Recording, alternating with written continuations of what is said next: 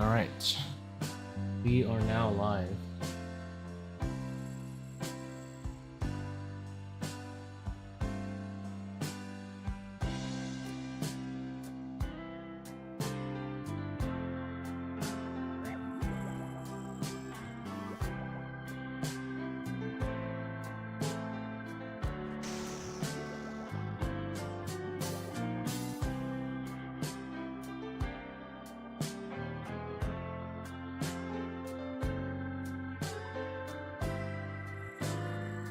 Here's what invos these guys are running.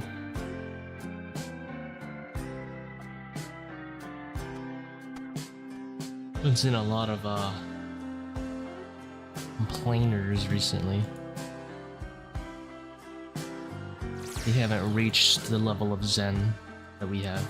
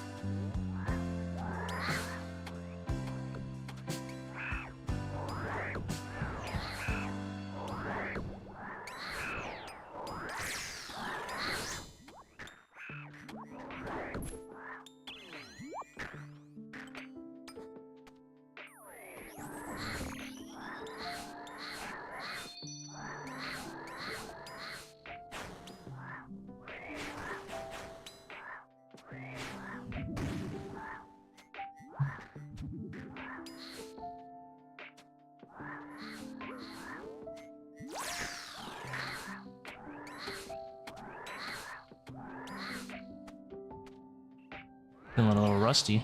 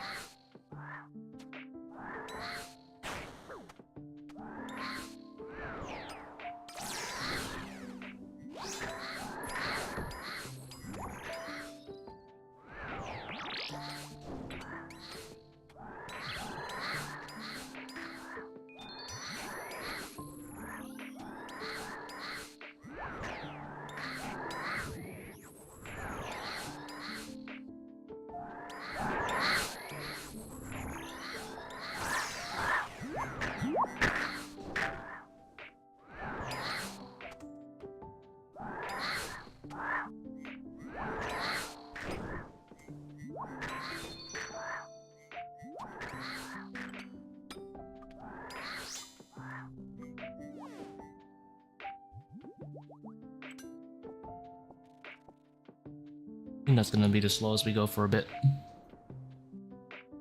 I don't think I can almost feel physically slower than that.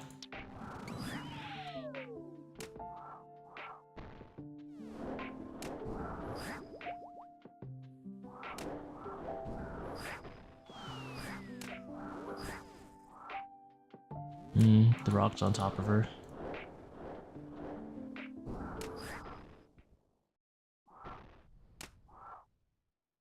And Red X when the rock is on top of her, it's kind of annoying.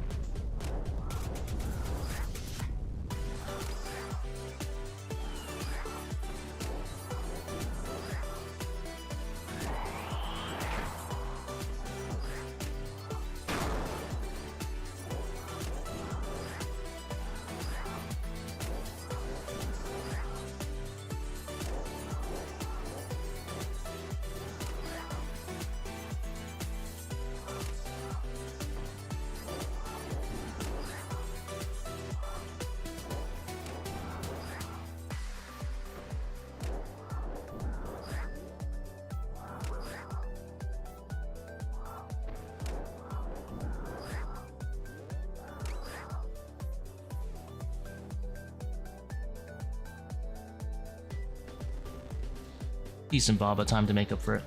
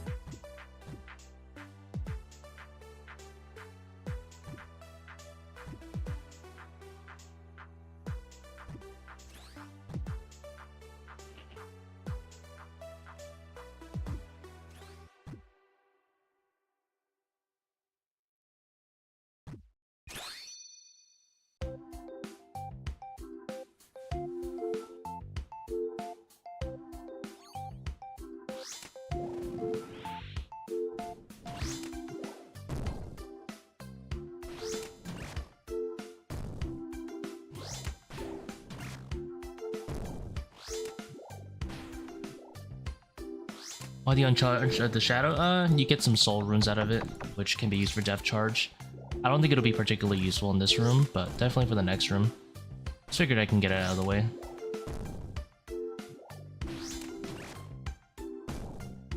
You can do something similar actually if you have a Sanguinesti staff. You can uncharge it for blood runes, and just have soul runes in the pouch to begin with. But generally just a little bit better, because obviously Shadow is a better staff, and then without blood runes you also can't do thralls, like you can't summon them right away.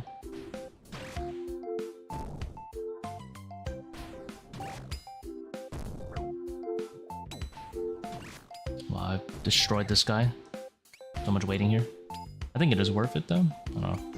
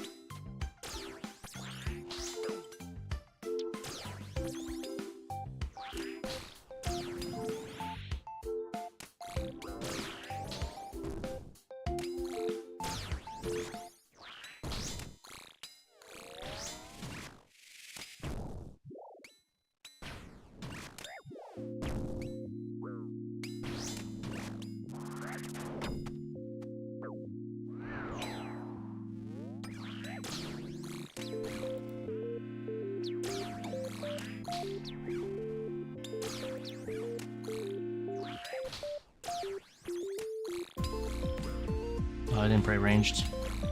That kinda hurts. Hopefully let him kill me. Might.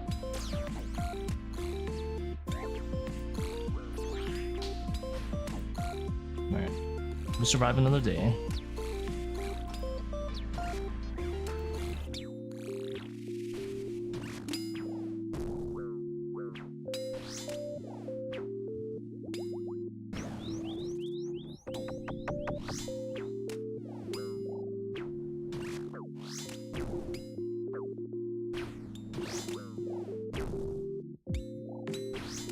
But raid play off stream? I do play some off stream, but I don't usually raid off stream. Other than, well, at least not ToA.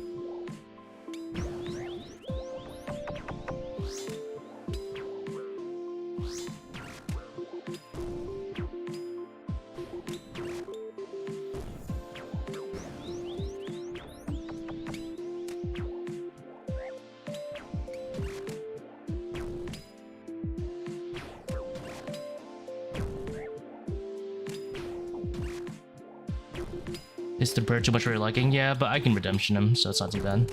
I just run under him and press redemption.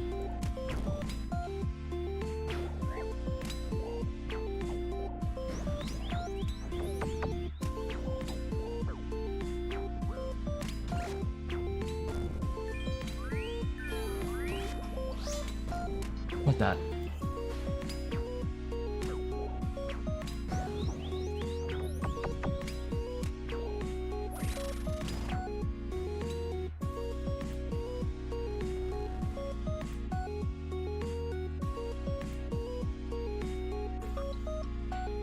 Doesn't usually get that close. I usually don't have the redemption twice, usually just once.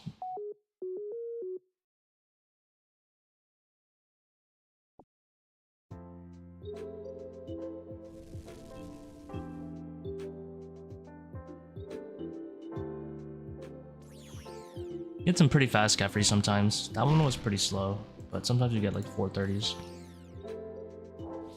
Definitely worth it.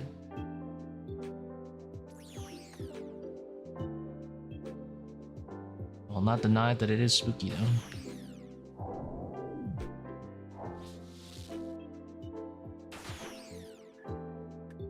Did I not pick up the mirror? How did I not pick up the mirror? Rev.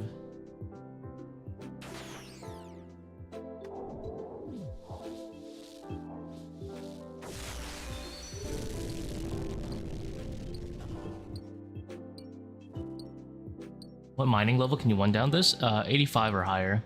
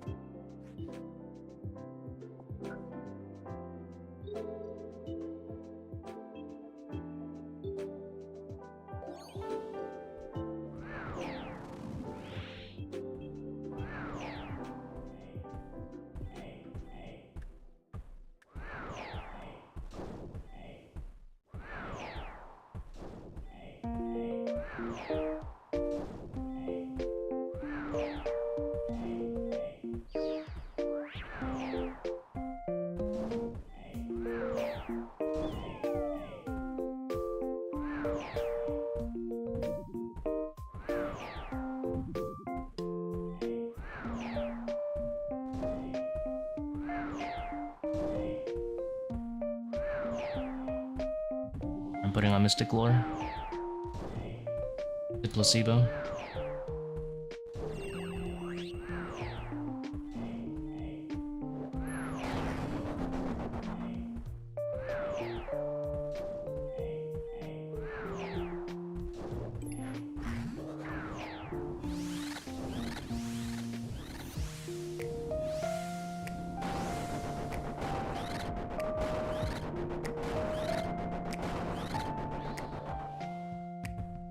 You can also do a Dragon Pickaxe spec, which is worth it if you're at like 82 to 83 mining to boost over the limit.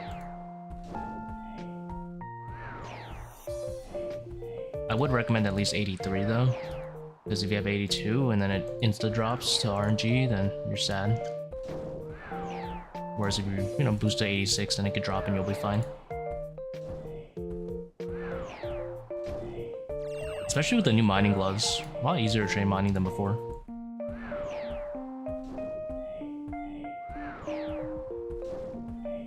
Fortunately for me, I already have Rocky, so I don't need to go get him.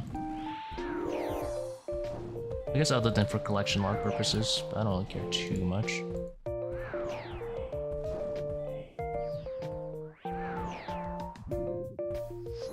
Aw, I thought I timed that right.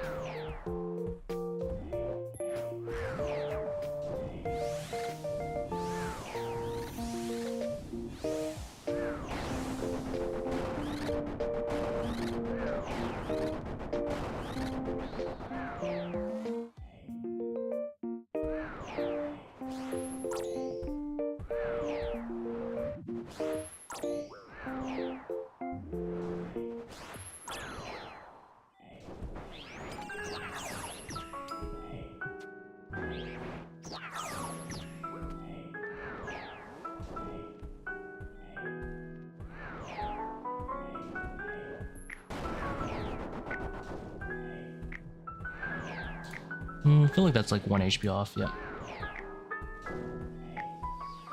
I swear like the XP multiplier feels like it's a little bit different at Akkha at certain HP thresholds almost. Like I always get scammed going from 40 to 20. I don't usually get scammed on the other ones.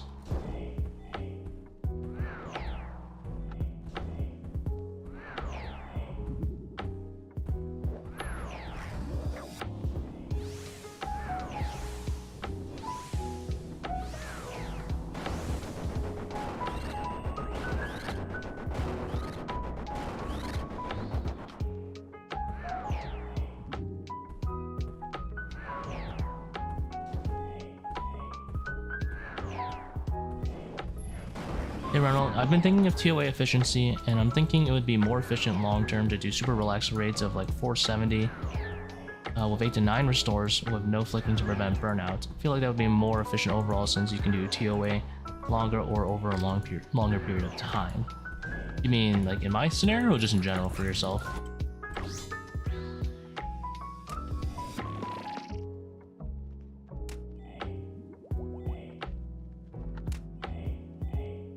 Just for yourself? Oh, okay.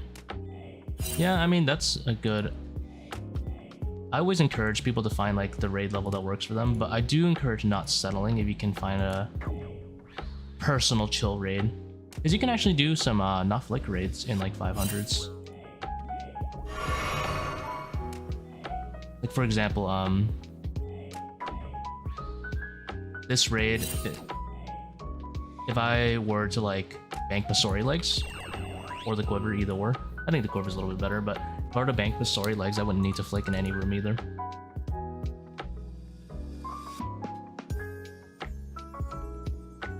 And I think that would be an okay time loss. It would be an acceptable time loss. It wouldn't... I think I would probably lose like maybe 10 seconds, probably a few extra shots at P2. But then I would have 8, just like you said, and I think it's doable. At the end of the day, it's more like the hardcore thing that really puts people off. Oops.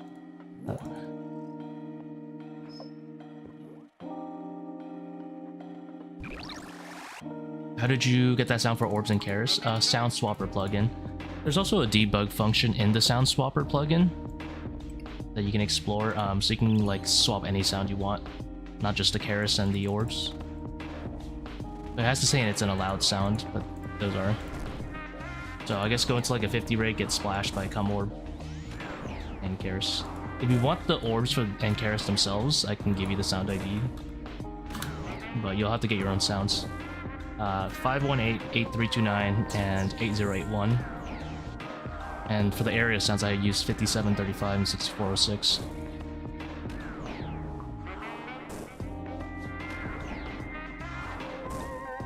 Casual talking like that doing on a 540. Yeah, you get used to it. With any raid, like every kind of raid becomes kind of casual at some point. Like I could talk in TOB in chambers too, it's fine. Obviously I get a little bit more distracted when I talk, but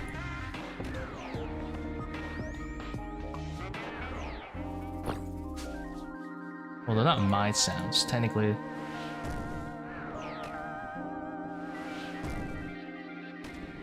Use the League of Legends Missing Ping and the Elden Ring Crimson Flask sound. You'll have to download them. You can go like use Google, you can use, I personally use YouTube to MP3, and then I used Audacity to run the MP3 and turn it into a WAV file. If you download a raw WAV file, sometimes the encoding doesn't work. I do recommend always running it through Audacity. It seems to help make it work every time. I don't know if it's an encoding issue or something, but sometimes you can download like a WAV file and it won't go through on Sound Swapper. So you run it again through Audacity. But yeah, you can use any sound you want. I have a custom one for the Soul Grapple that I'm holding until, you know, I do I'll see him again. It'll be a nice surprise.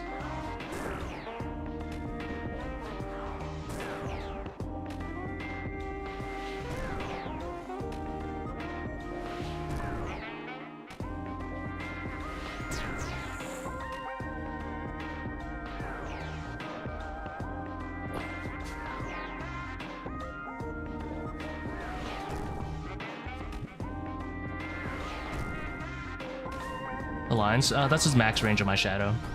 Speaking of lines, I'm gonna use... I don't like how big they are. They're kind of chunky lines.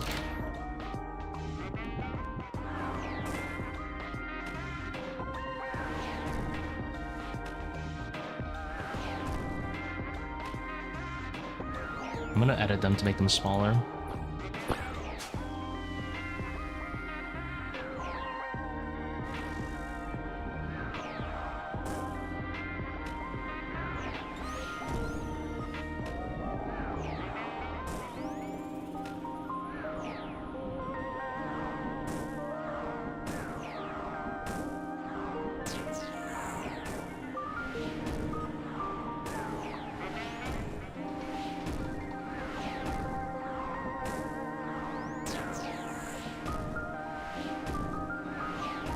I wonder which ones these are. Is it these?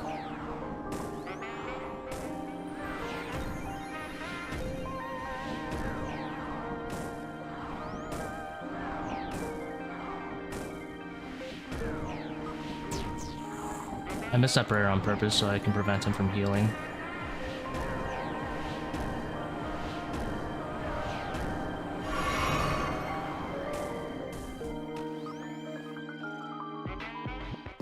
Oh, I didn't see. Oops. Probably one of these guys. 8. Use these guys all at one.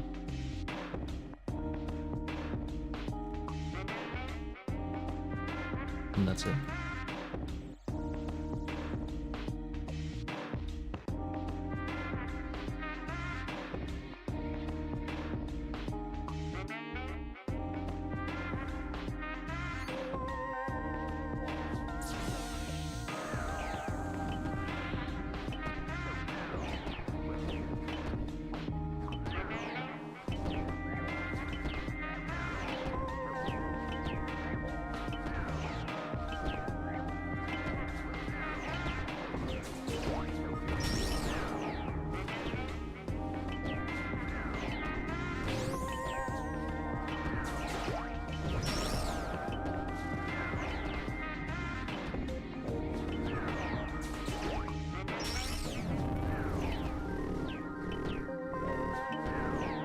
Kind of noodling on this one.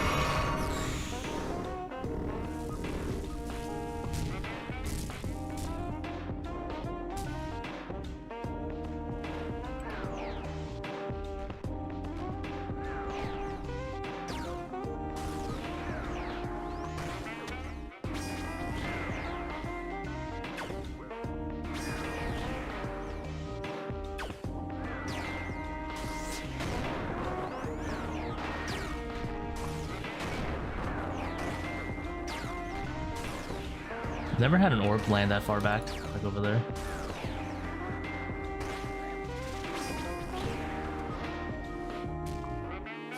Death charge really worth? Yeah, it's really, really good. Especially, it's even more worth if you're like a Bofa player that relies a little bit more on specs, like BGS and stuff. It's not like crazy, and I can do a run without it, for sure. But definitely, like, it patches up mistakes, most importantly. Like, if I eat a DPS check at Akkha, right? And, like, let's say, the very first set, and I get hit by the black orb, which I think does, like, 70 damage almost. It's kind of crazy. I'll just Sun. It won't be a big deal, because I can just Depth Charge on the 6 Shadows, and then I'll be 100 spec by the time I get to the end. And then I can always Adrenaline and do 2 more Suns. Whereas if I didn't Depth Charge, then I'd be a lot more reluctant to Sun, and then obviously, you know, if I make another mistake, I might die. Or I'll just end up starting the last phase with, like, you know, no spec, and I'll only be able to Sun once, which is pretty bad too. Here, like, Depth Charge allows me to Sun, not really feel so bad about it. Whereas, like, otherwise, I wouldn't really want to Sun just yet. I might want to camp to, like, 20, and then if I make a dumb mistake, I might die.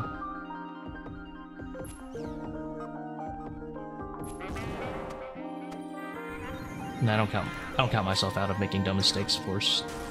Happens all the time.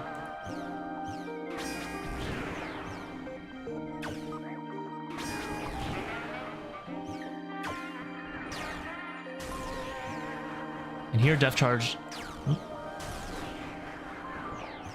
For example, if I ate this bomb, I would still live because I sunned up earlier. So I think it really helps in, you know, minimizing the deaths. I don't think that hit 17.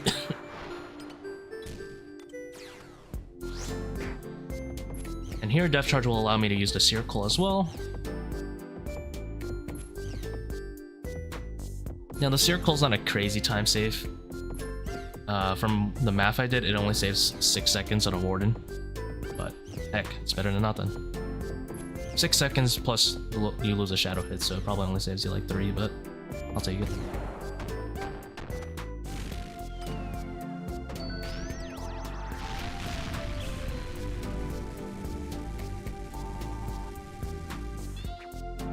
Alright, hit at 3, it didn't save shit.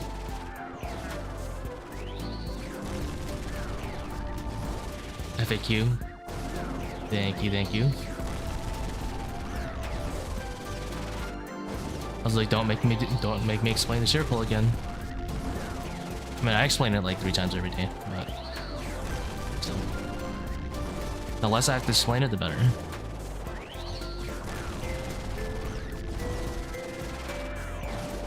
Yeah, if Death Charge worked at the skulls, that'd be really, really good. Jugs wouldn't make sense because they're not even an entity, but the skulls seem to be like a living entity.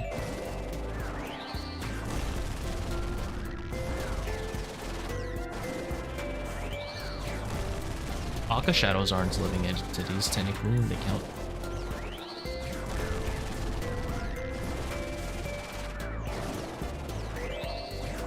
What I really wish they did is let me use my Din's Bulwark right here. Boom. Just imagine.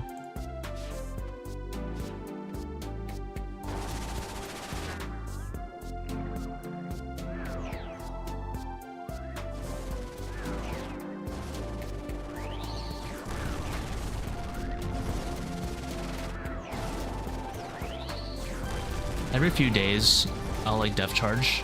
I'll use it here just to see if it works. The Jagex a ton of times does like kind of like undocumented changes to the game. So you know what? Today will be the testing day again. Just in case.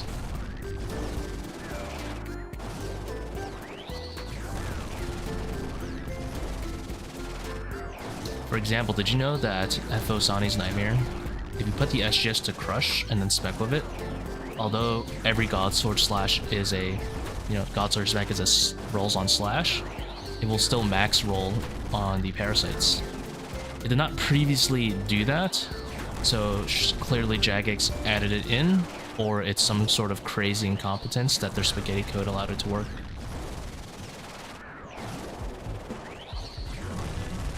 So you gotta always test. Alright, Death Charge does not work.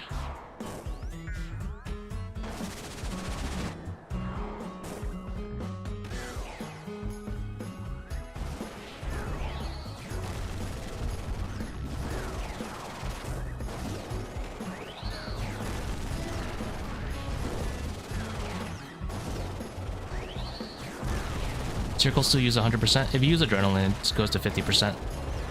So with any spec that you use with overly draining, it's 100%. With Adrenaline, it becomes 50%.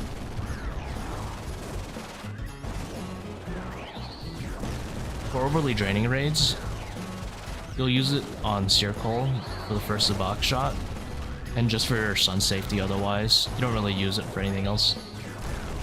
Just being able to sun multiple times with Adrenaline is what it's really used for.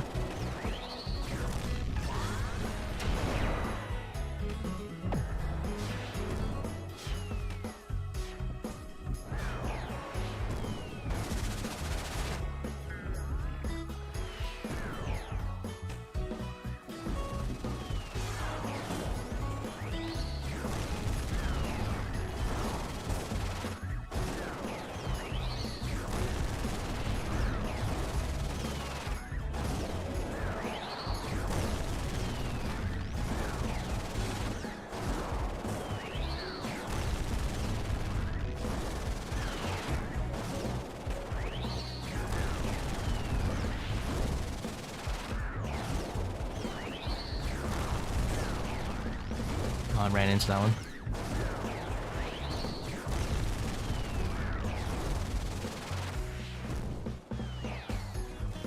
Let me tune that down a bit. Definitely the loudest part of the raid.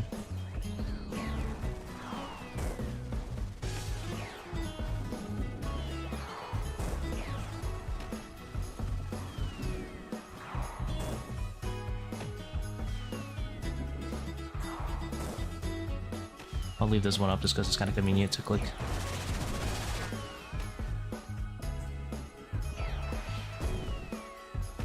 I could have clicked the bottom one too, but I kind of like clicking that one.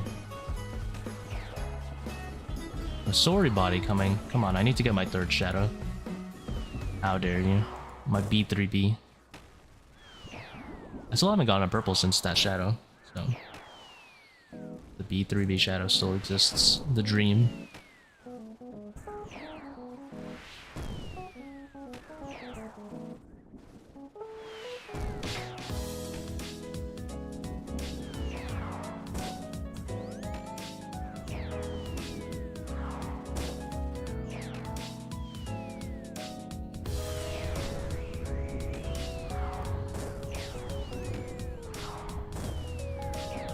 Got a side split? Hey, congrats, dude. I haven't seen a scythe in a hot minute.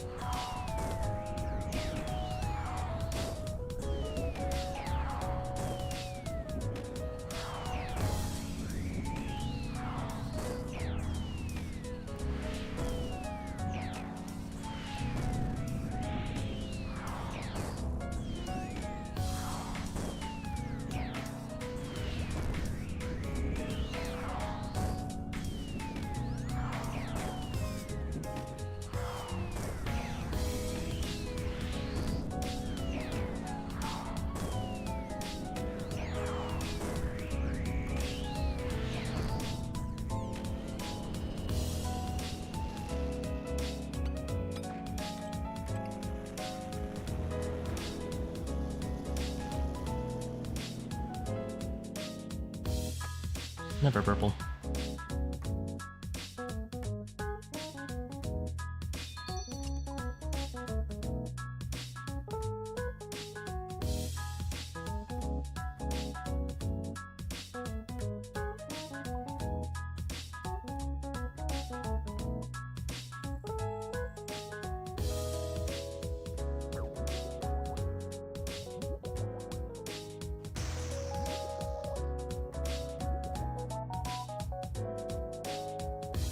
This is what you call real efficiency.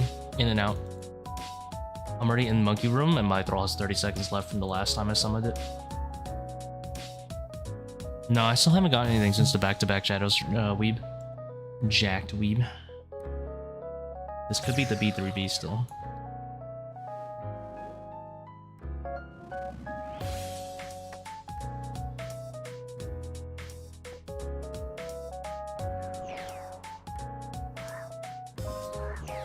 Oh, thank you, thank you.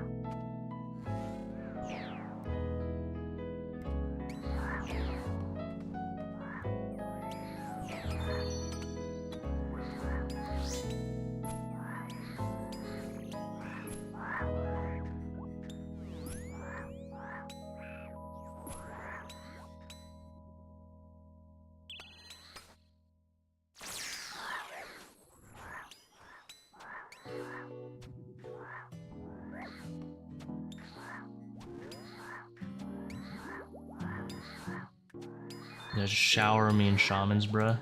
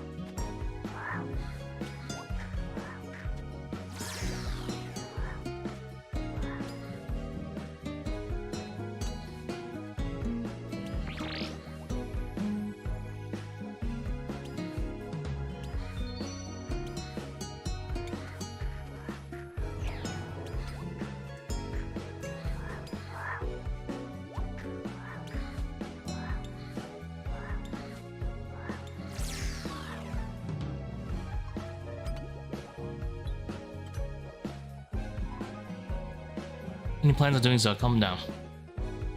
I don't really care for a lot of the content that's required to do it.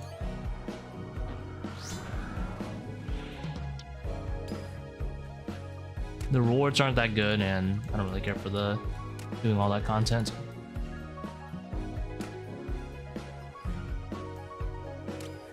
I didn't click too far enough.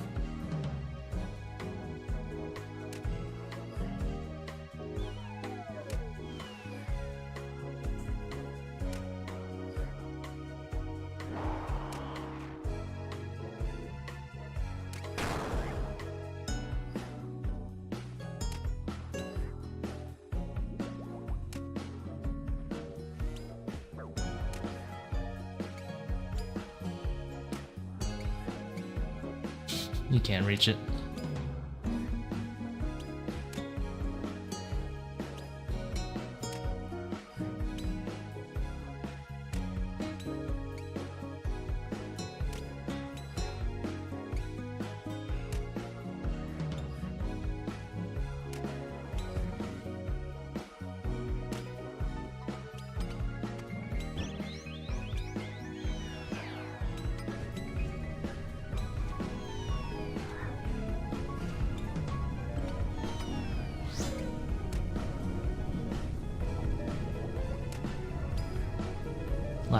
Last thing I want to do in these. I actually like the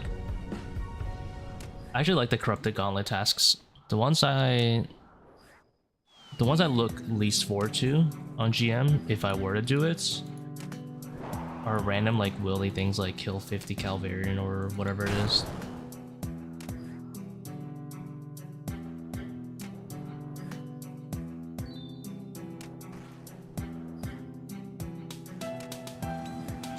Followed by like 8-man ToA speedruns. Because I think doing 300s is just not very fun. Because they only sort it by expert mode, not like invo level, I guess, if that makes sense.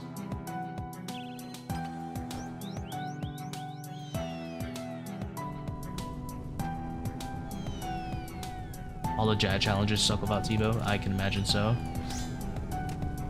I like the 6 drought challenge, but obviously I did it with Tbow. And it encourages like boosting and shit.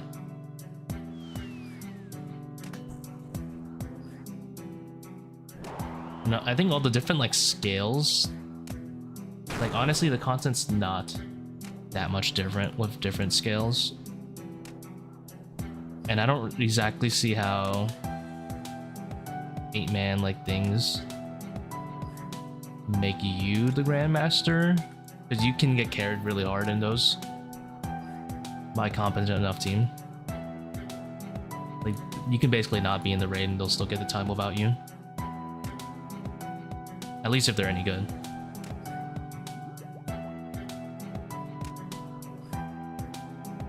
Why do you break the technique? This is called 5-to-1 Baba. Well, 5-to-1 for P1 and P2, but essentially by doing a partial cycle and breaking the cycle, you cannot lose ticks. If you do a regular red X cycle, rinse and repeat, you will start losing ticks essentially, and you'll continually lose 1 tick per 6. That's not ideal. So you can break the cycle to basically go tick lossless, and it's really good.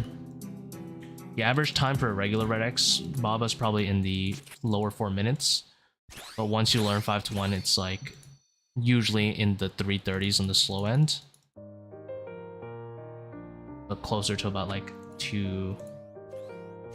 I would say maybe about 315 to 320-ish is what you're going to expect from a 5-tick red X cycle instead of a 6-tick red X cycle. You can kind of see like a general breakdown of it in my 540 commentary. I talked about it, where there's like a point where you can see your character start losing ticks, and that's the time you can decide to break it.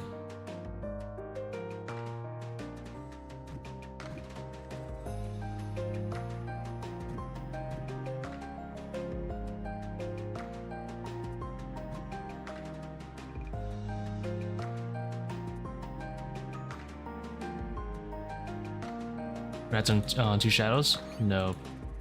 No. We must go even further beyond. Further beyond. We need the third one. But thank you.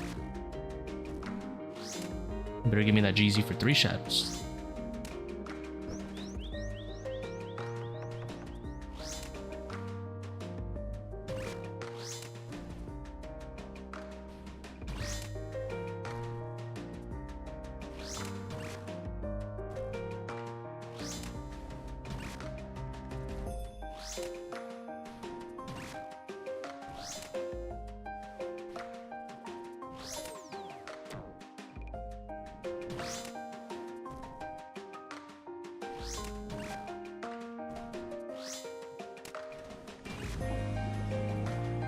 Eventually it will be a third. That's what I want to hear.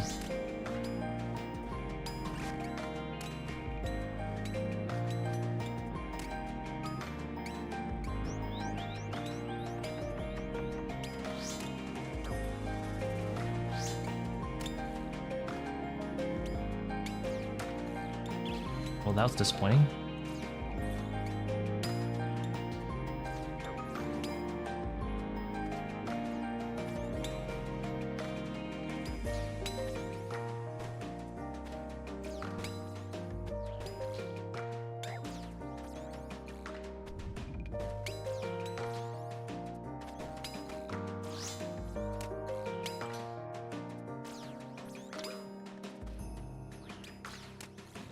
Maybe I should have missed that swarm and just gone for another blowpipe, I think. I think it would have been better. I think I missed 3 swarms total. That's fine. If I noodle, we can always set up the second ranger trap. I win either way.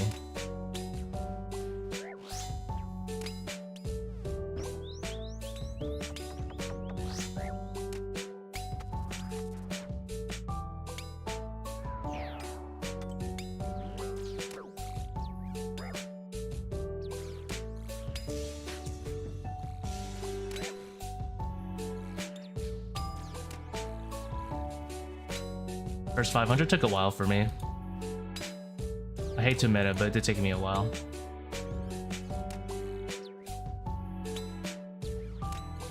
I wasn't experienced with double trouble keepback, so I had to do some annoying stuff to get it done. My prayers, honestly, I still hold to this day. I don't think are that bad.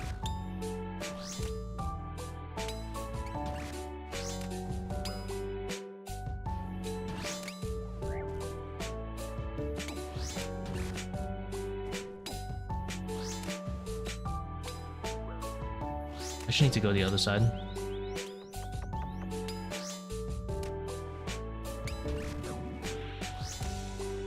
Now I can chin this stack.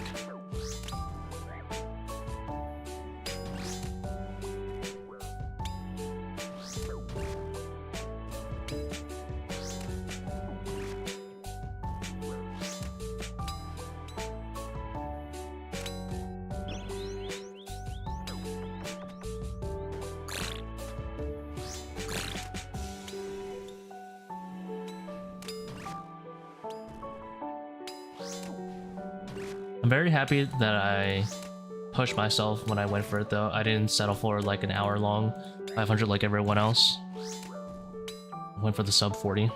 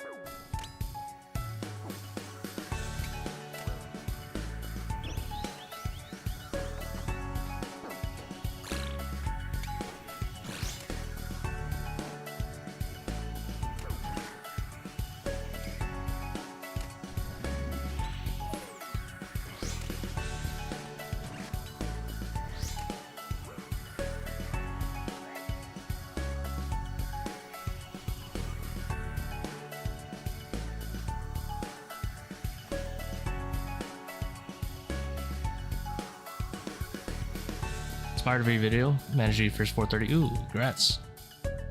And it takes time. I also worked my way up. I didn't like start with a 500 like everyone else, of course. Had to do 300s for a bit. And then once I got used to it, I ended up going to 400s and then mid 400s. I was really scared of dehydration for a while. But then I just manned up and did it.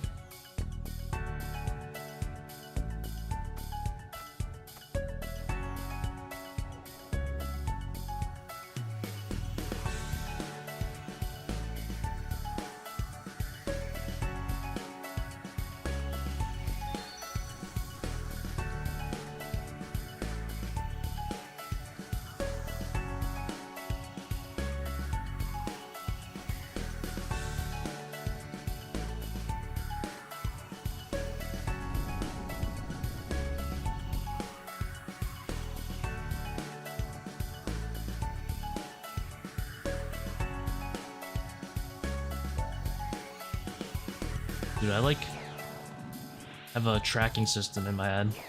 I have a generalized area of where the crystal is while the whole screen is blind. So funny. Like, I've almost memorized where this crystal is in my head. Just through the blind screen searching for it.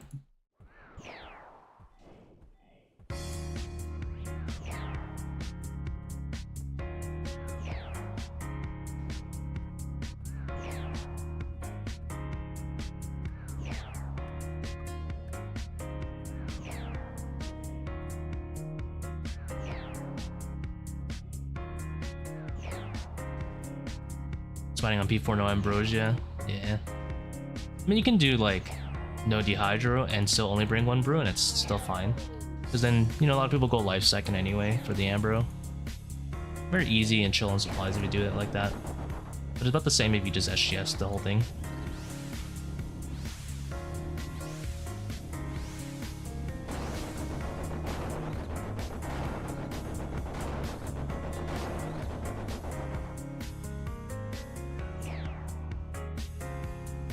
I didn't think it would actually proc.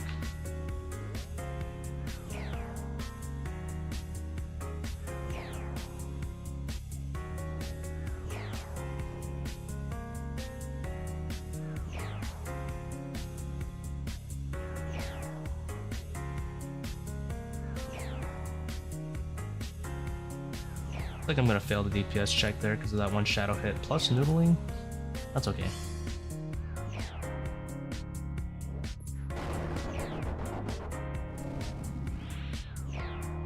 68. Not bad. Not gonna sun for this.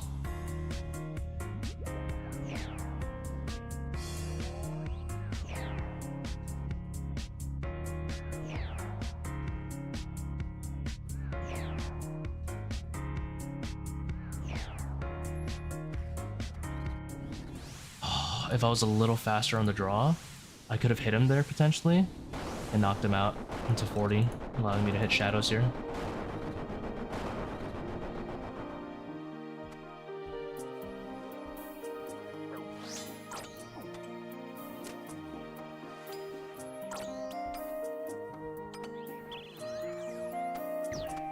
Controlling my ankles. Didn't even hear him switch.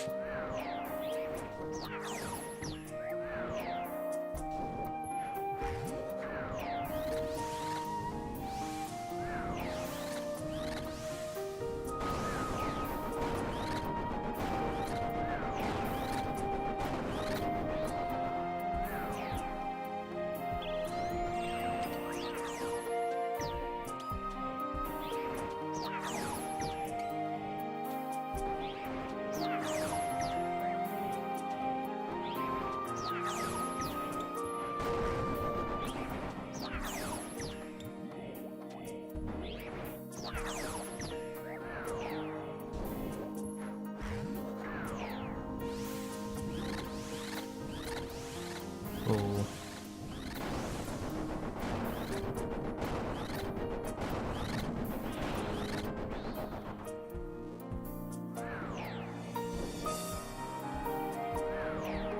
Yeah, I'm a proponent of if you're gonna make a guide, you better make it look easy.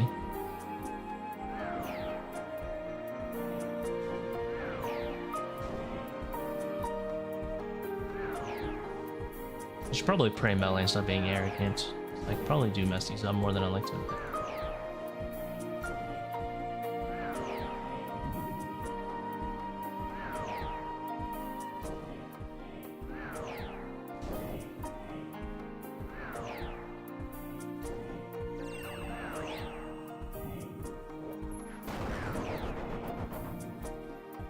Monkey puzzle definitely takes the most amount of work. If that makes sense.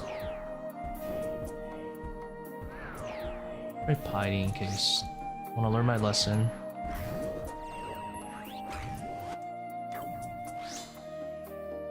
$51. Don't need to build just yet.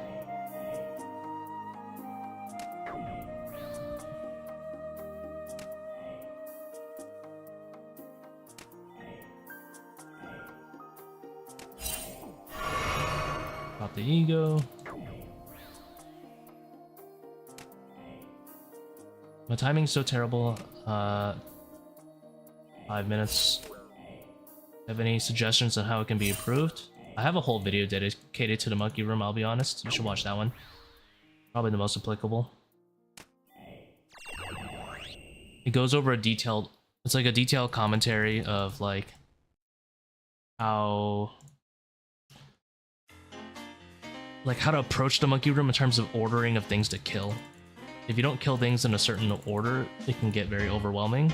You need to really put a lot of effort into using volatiles to take out shamans and higher invos.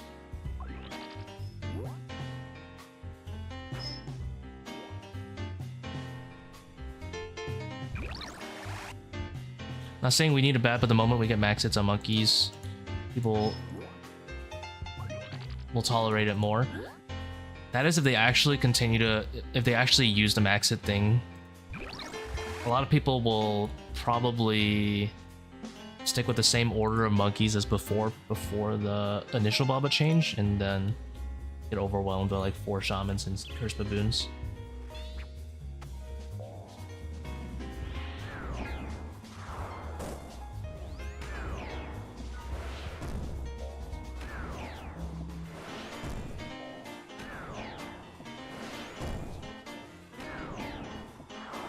There's like a specific way, systematic way you take on the monkeys. You don't just hit whatever's close anymore. You have to be very mindful of what you're actually doing. If you have a weapon like a Bofa or a Trident or a Shadow, you know, like long range, not 2-tick weapons, I recommend using those on cursed baboons while you're setting up volatiles or solving puzzles. And then the room just crisp. So blow up pipe when you're actually, you know, trying to kill stuff, push in, and then use shadow when you're like trying to do puzzles and stuff.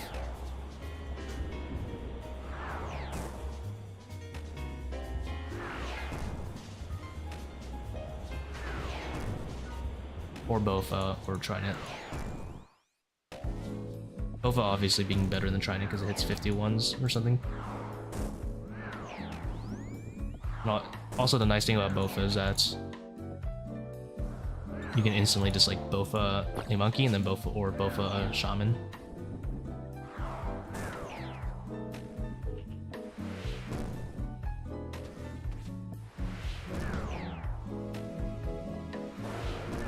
Wait, shadow over Tbow on this? Yeah, for the most part. For high invo raids. In a team setting, Tbow's a bit better, but in a high invo solo, shadow is much more chill and extremely similar DPS. Like, you'll see people do a 6-way Tbow, and they'll bring a Bone Dagger, they won't bring a BGS, and they won't bring Lightbearer. At that point, IMO, you're just trolling yourself. Not really a point to doing that.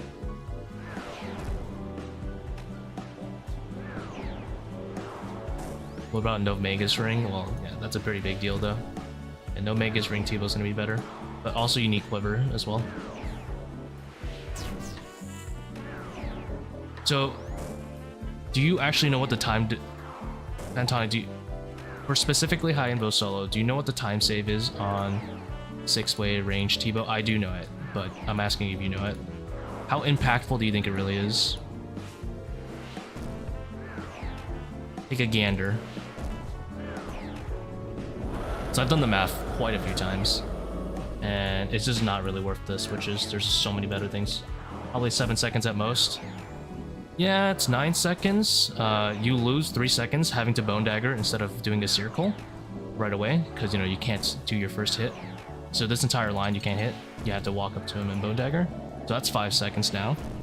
And then if I decide to do this, put my staff on accurate, it's 4.5 seconds. It's just simply not worth.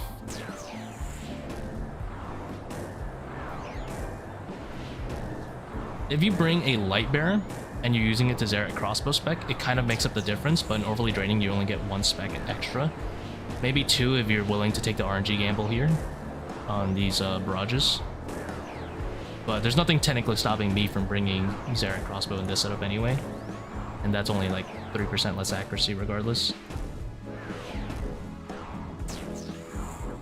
Now, the big thing is that changed. Oops, I wasn't paying attention.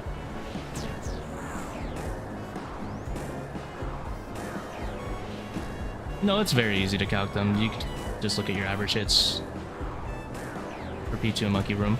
Monkey Room, it doesn't actually save you anything.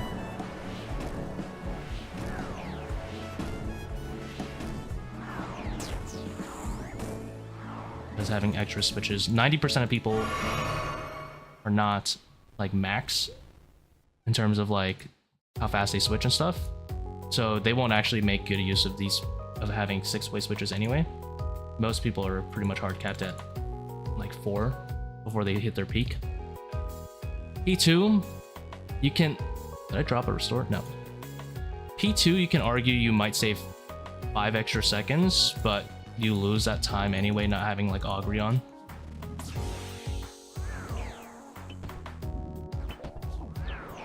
Like if you're hard camping Augury and having ranged, then sure, but then you're probably also flicking your brains out. I would highly doubt most people are able to perform Baba efficiently, Kephri efficiently, Akkha, all that stuff, without like flicking their brains out. I'm using Amethyst arrows right now. I'm using quiver. I mean, blessing. Because the D arrows don't save too much. So it's like 4.5 seconds. I'm gonna say super generous. Let's say it saves you another. I'm not even gonna think it saves 5 seconds at P2. I'm very leaning toward 1 shot at most.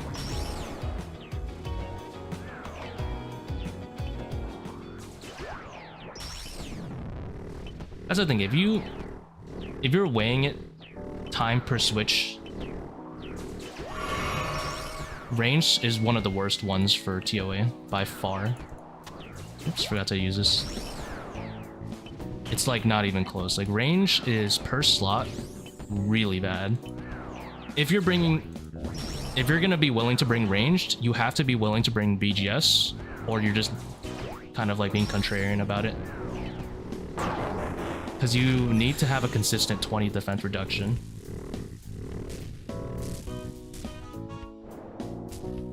Like it would blow my mind if you brought all those switches and didn't also bring a BGS and Light Bearer to really save the extra time.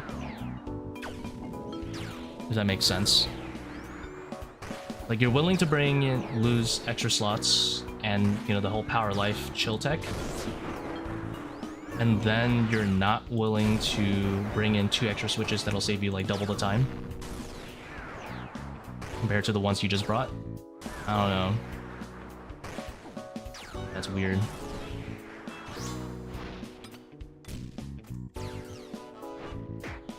You can Adrenaline just read Bone Dagger. You can't read Bone Dagger.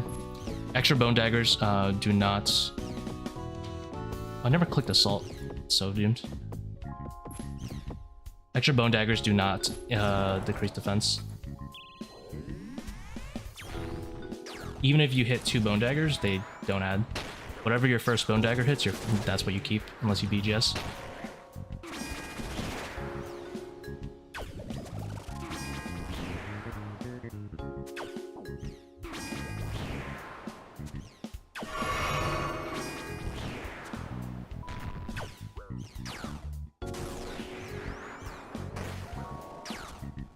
Also for Zebak specifically, Bone Dagger is very low accuracy regardless.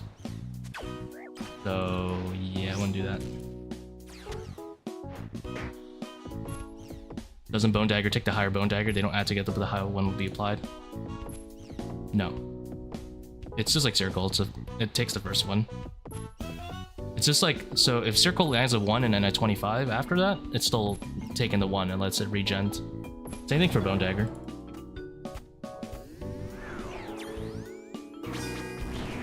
Even if that was the case, let's say what you said was true, right?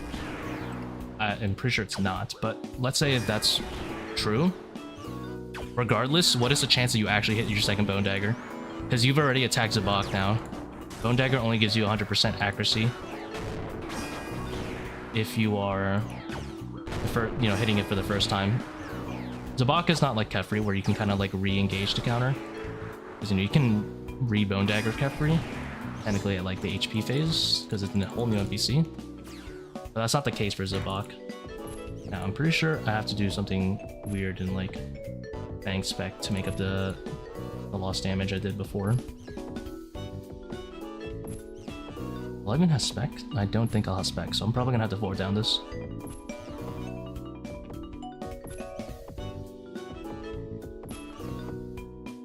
Oh, I can't Spec here. If I could Spec here, it'd be dead.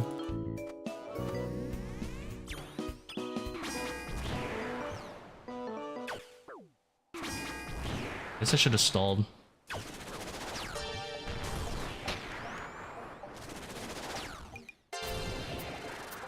But yeah, it would just make no sense to have all that stuff and then not bring BGS.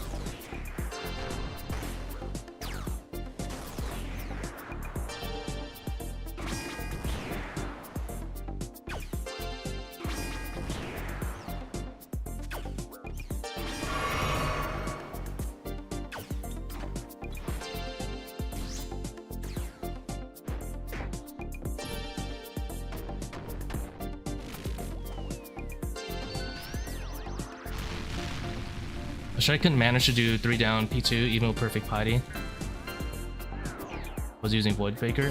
Yeah, you're probably lacking DPS. You know, you might need like a Berserker ring or Ultor ring.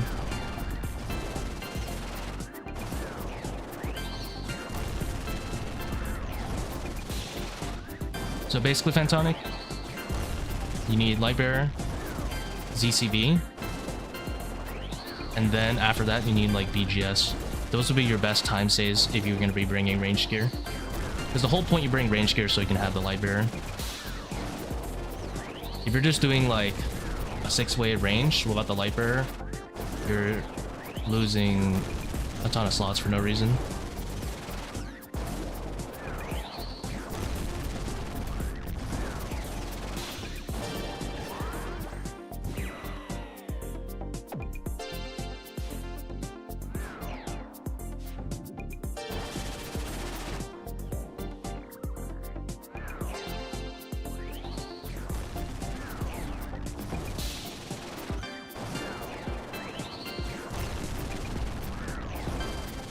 The 3 collective rooms, Zebak, P2, and Monkey Waves seem worth it.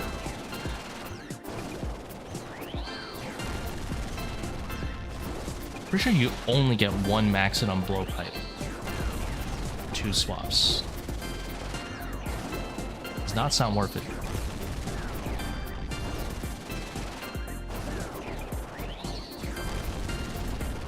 It would save more time with a Twisted Buckler at Monkey Room for the Chinchonkers than you would ever with the extra 2 range switches. For P2, trust me, the Tbow, you will shoot it 12 times with this setup. You might take 11. Might. The worst part about it is, think of it like this. There is other small hidden tech. Like, if you're not Undead Grasping your last hits with Shadow, if you're not Blowpiping your last 1 HP hits with Blowpipe, you're losing more time than you would have gained anyway.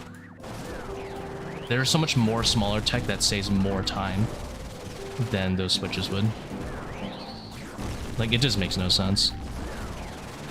When I Undead Grasp once, I've already saved half the time that the entire range swap is about me for P2. Same thing for blowpipe. Undead Grasp, yeah. So if Warden is like less than roughly 15 HP, instead of doing a shadow, do Undead Grasp, and you save yourself about 2 ticks on the projectile time.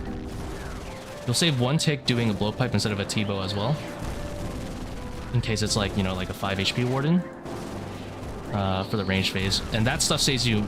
if you aren't doing that, you already have no business bringing range swaps.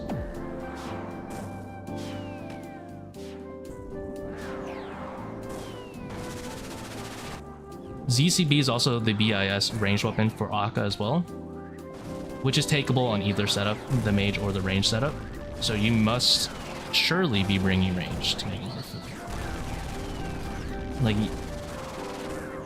you would probably save more time on the RNG times that Akkha switches range, the ZCB, than you would with like the Anguish and the Zerek crossbow.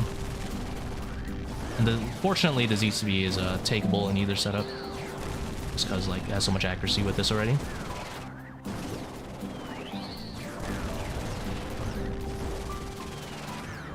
Any tips to learn skull skipping? I mean, not much to it, to be honest. You just run to a select row. Oops. This is the row that I use. In this case, I'm gonna hit some skulls because I want some HP.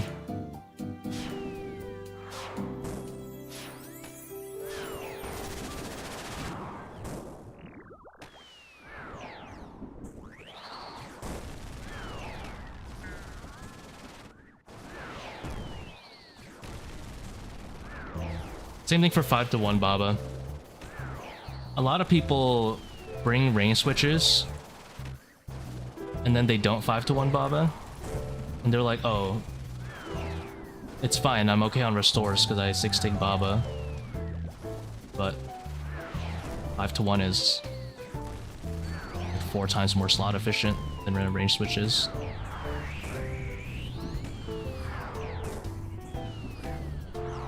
Assuming you're unable to flake at 5-to-1 Baba and make it a 0 restore room. 5-to-1 Baba itself save 30 seconds. Range swaps save you like 8 seconds for -3.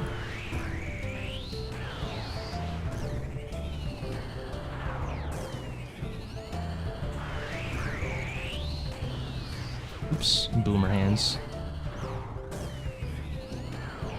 Obviously in this raid I was super slow because I had a 4 down.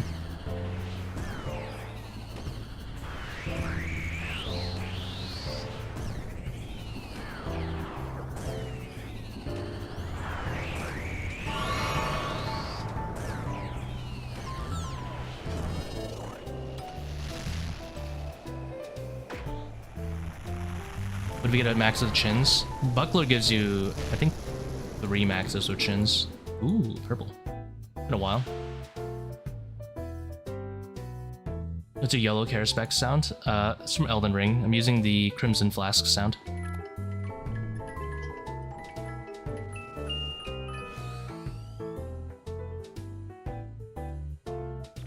Aw. No B3B Shadow. Can't be that spoiled. That being said, so if you do bring BGS, it's not too bad. So this would have to be, in my opinion, if you were going to bring ranged, which is quite a bit.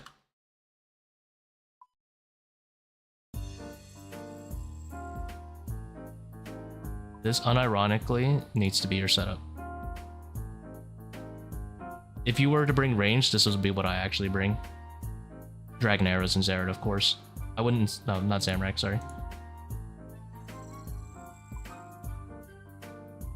I wouldn't bring any less than this. This is the only way I would be able to justify a range switch. You can actually go power life in this. You just need to be very quick with your raids. Your raid time needs to be about like 33.5, I think, to go power life. And that gets you 6 restores total. 4 here and then 2 more from life. If you can do it 5 to 1 on 6, then it's fine. But I don't know, like redemption tech at Kephri also saves a lot of time as well. If you're not doing that, I would find it hard pressed to really say it's worth.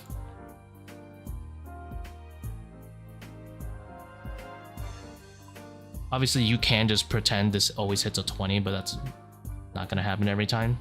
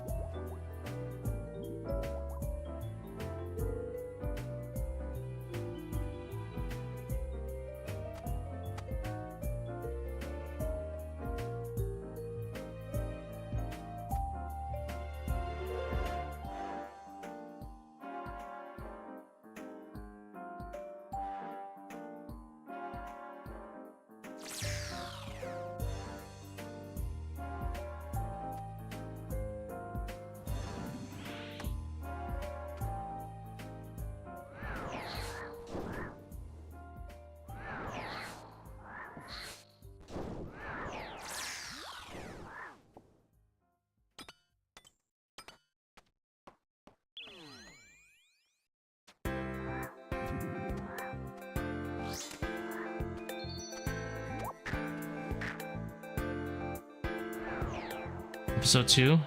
One day. Wait until they fix the monkey. Oh, not fix, change the monkey room. I don't like them, but.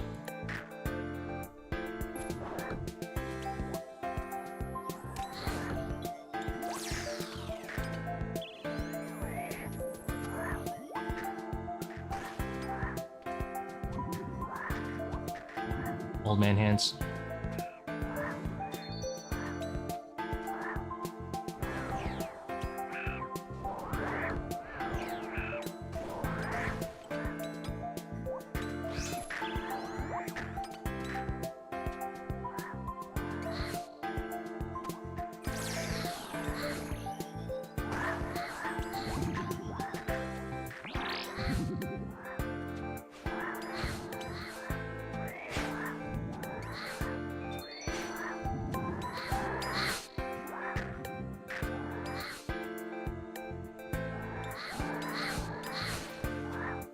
I really grate that one.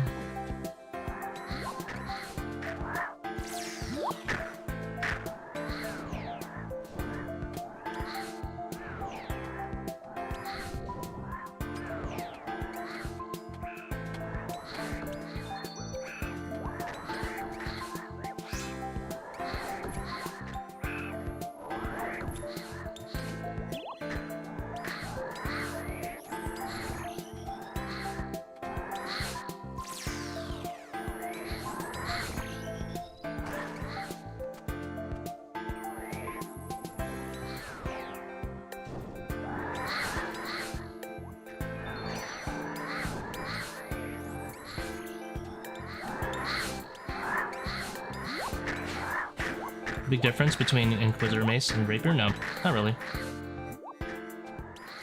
Just 2 prayer bonus. NBD. Oh, kind of troll.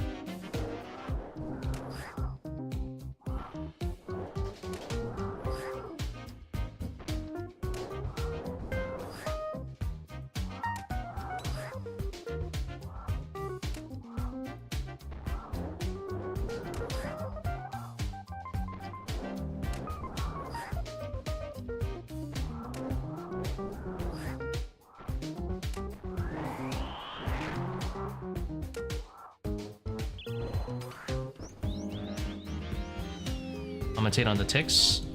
It's kind of hard to explain though. I mean, I can try. P2 start, I'm gonna hit 3 times. I'm gonna see if she melees me or slow shadows. Melees right after the 3rd fang, just step under, control click. You can do total 3 step unders, so that's number 2 right there.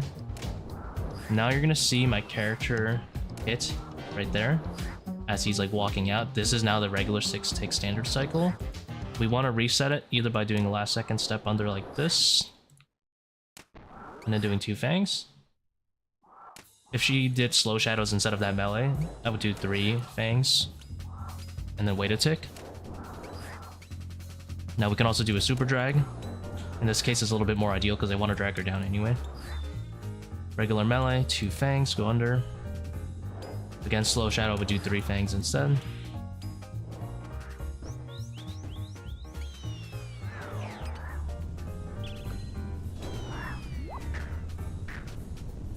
That's a rough skip. Dude, stop being such a rat, bro. Where you going, bruh?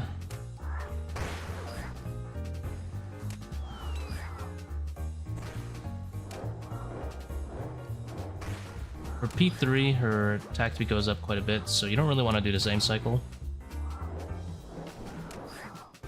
What I like to do, follow the same rule until you get to that 6 tick. Let her hit you. If she does rocks, you can kind of go under as the rock's about to hit you. Set it up again. Once you hit right there, stop. Don't reset it like before. A tick after her hit splat disappears on you. You can go under, do a 2 to 1. If she does slow shadow, you can just do a shit ton of fangs. On the very last fang, like I would have done one more there. I can go under. But it's kind of hard to explain like in full detail, just because it's kind of an in-depth topic. I do recommend the pace spin I have in my Discord channel. Under the questions and advice tab if you want to like look at it. He goes over all the scenarios that can happen and what to do under every circumstance.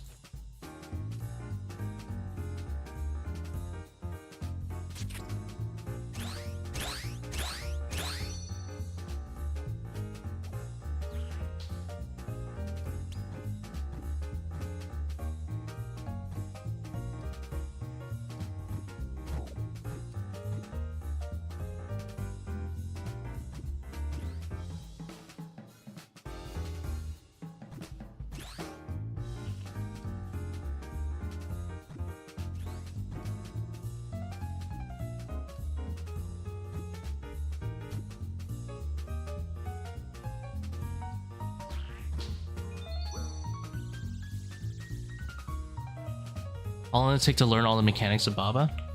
Well, I mean, for the longest, I used to face tank her entirely.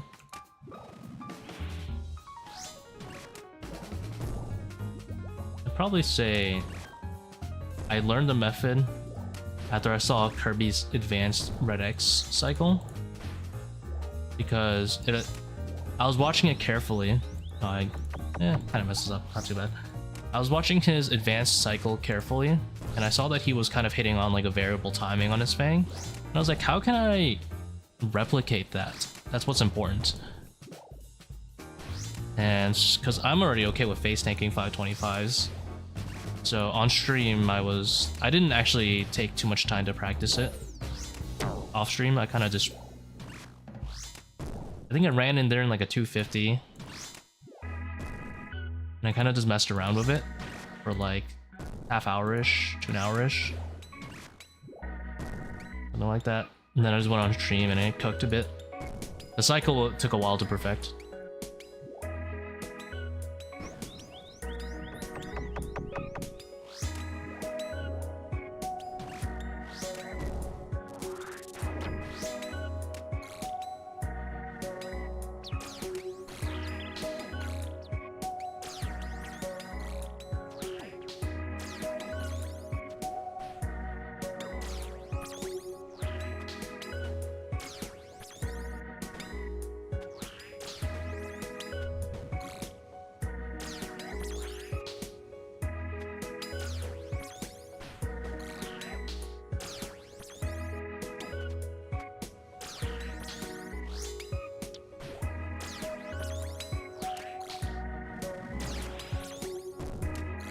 We got a decent amount of chin bounces onto this melee as well. Not bad.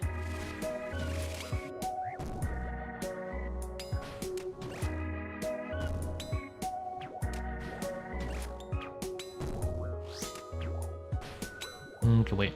If I didn't proc it there, I just wait.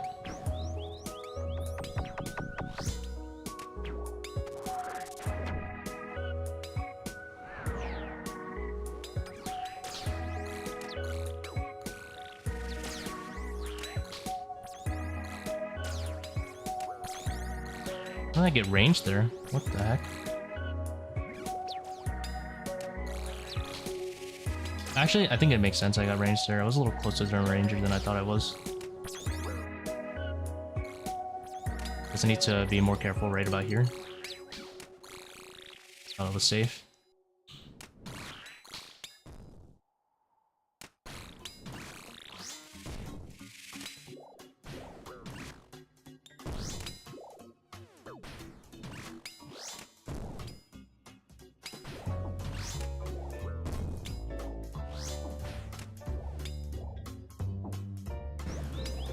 I'm gonna go this way.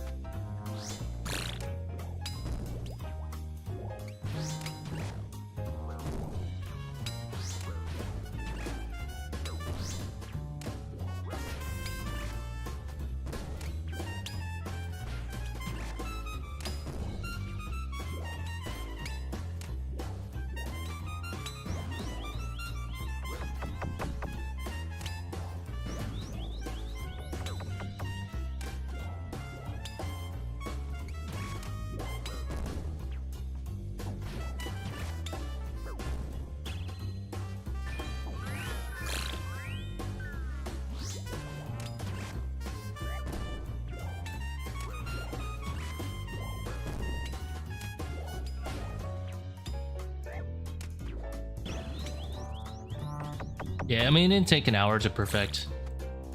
It took like an hour to create an idea of the method after seeing it, and then it took like another hour of like kind of trying it out to make sure that it worked. That makes sense. And then probably over the course of like 5 more hours after that, just in-game time.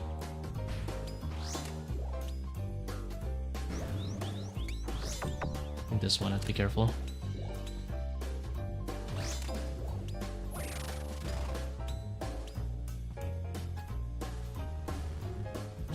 What do you mean with the one tile reset in Baba? You have to step 1 doesn't reset by just standing there? No. If you don't... So, Baba's a 6-tick monster. If you don't do that last second step under, she'll hit you kind of like...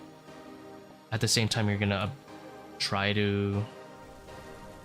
She'll hit you a little like earlier than you would like. And that's bad. To say the least. Because then you have to do basically a 5-2 instead. The step under makes it a 5-1. If you don't do the step under, it's a 5-2. And making it 5-2 is a lot less consistent, because then she might do like melee into slow shadow or something.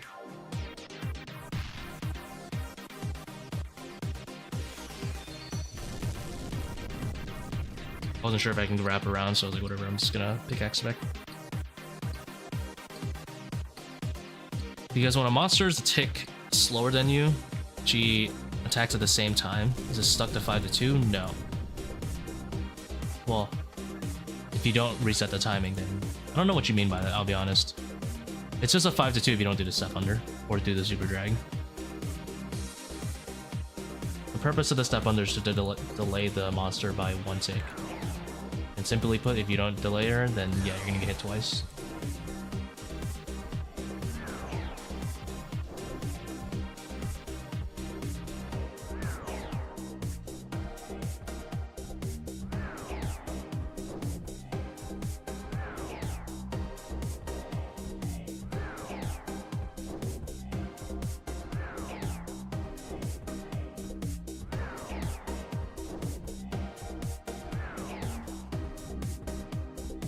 Oh, you're good. I was just like super confused by the question. I was like,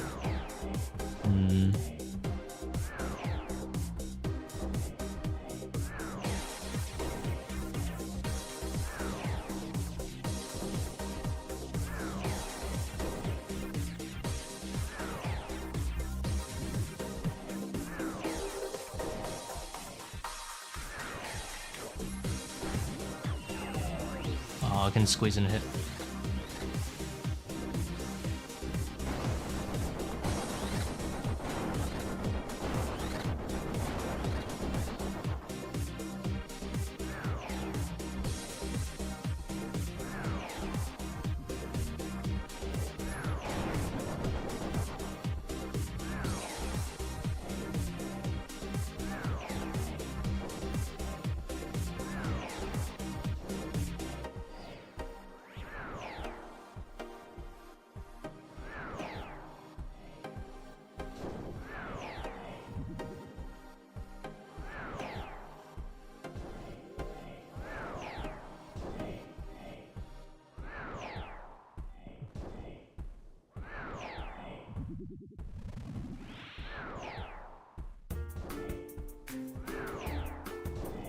I'm gonna fail this DPS check. I'm just gonna eat the damage.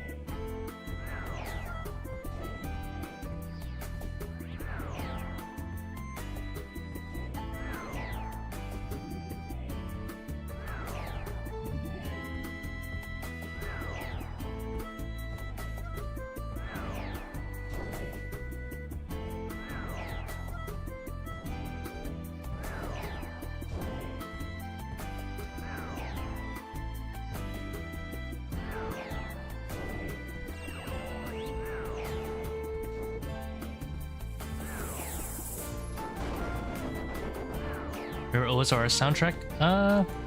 Boss fight? The Master's Prom is actually one of the, in my opinion, one of the best ones. Put on Piety in case he's about to switch here. There you go. Efforts paid off.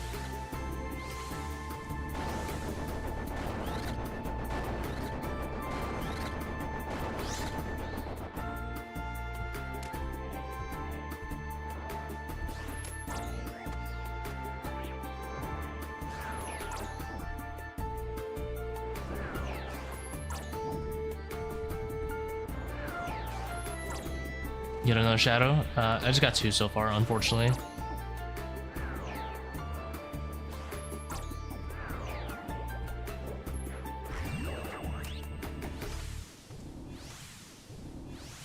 Also, how's it going? I hope everyone's having a good evening.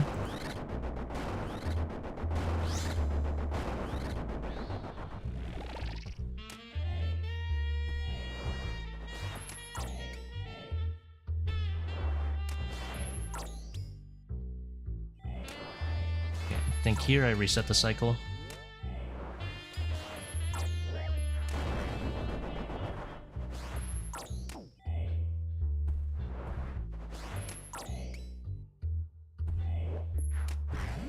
No way he lives with like 1.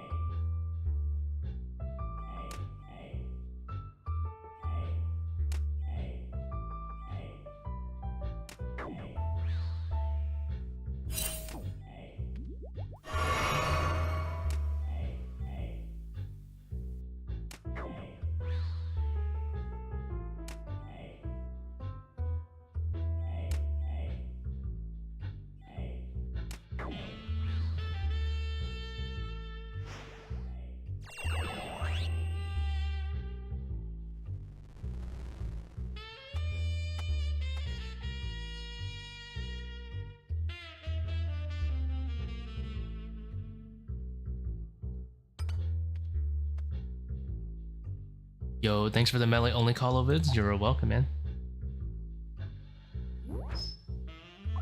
Getting consistent with him now. With it. Is it now? I assume you've already got the first quiver. At this point, you're just farming him.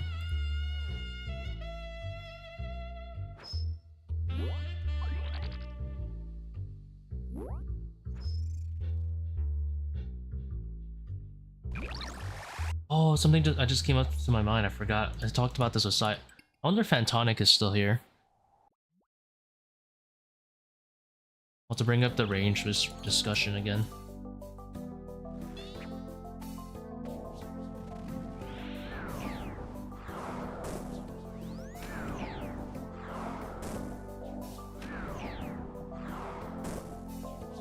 Something important about the range switches.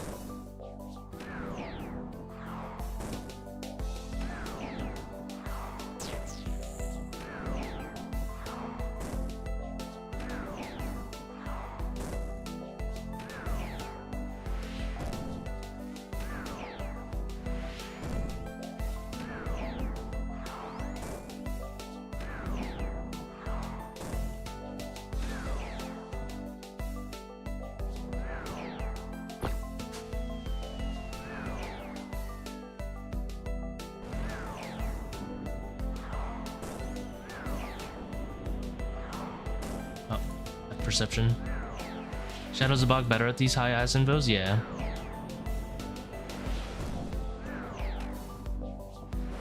So specifically, if you're using Bone Dagger,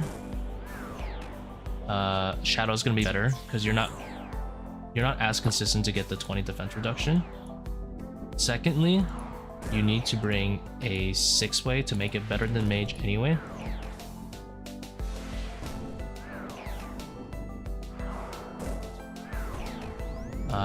What was another one? And if you do bring the 6-way and Bone Dagger, don't do like Light Bear or anything like that, then you're only saving roughly about 6 seconds here. You might be able to call it a stretch and say you save another like shot at B2. So you're saving like 8 seconds. One big weakness of range Zebak is that you also can't drop levels with your salt. Now, this is important because that means for most players who aren't as fast, they'll have to go double power in order to not lose max hits and kind of make the setup a little bit more worth it, if that makes sense. I don't know what I expected. I just really wanted to pull that jug.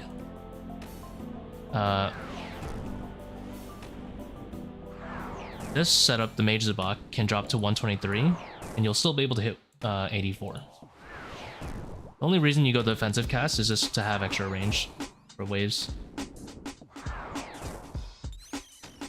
Now, if you bring a BGS, you'll be able to more consistently get that 20 defense reduction, and you also can shoot while running it. That being said, so you're essentially down 3 slots to save 8 seconds. Not the most worth, considering Eternal's one of the most like troll switches. Saves more than that already by itself. And then if you want to get into the super tentacles, kind of like if you can be asked, Spellbook Swap is objectively better than all of this stuff.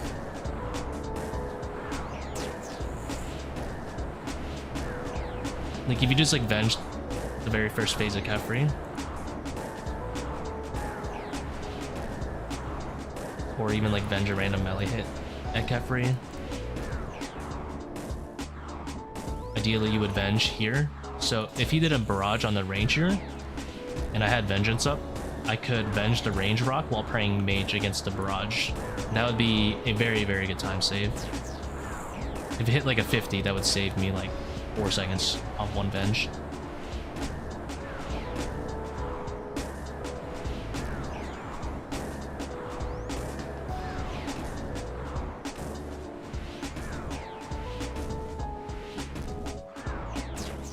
For example, like right there, I prevented him from healing, and that's already like plus 2 seconds I saved.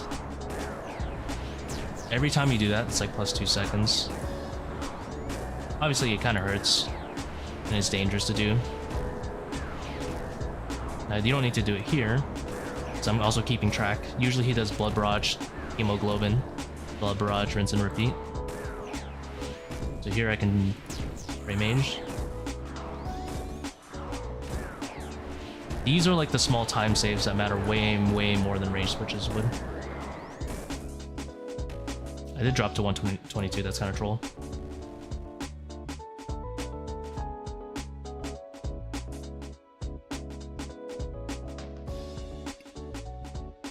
No Void Waker because overly draining, yeah. You don't get any... You unfortunately don't get much usage out of Void Waker with overly draining.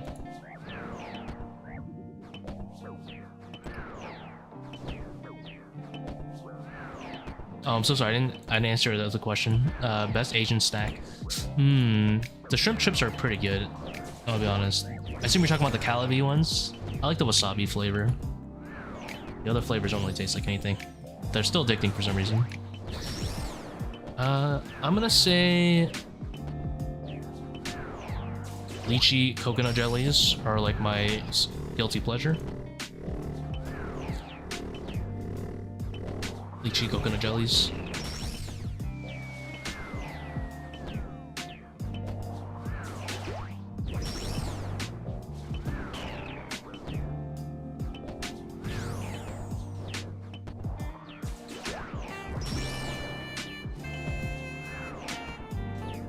If not using BGS, what invo is Shadow better? Assuming you have max mage pretty much everywhere. Like, yeah, you really gotta have BGS to make the range setups shine. Carl, help me up. So.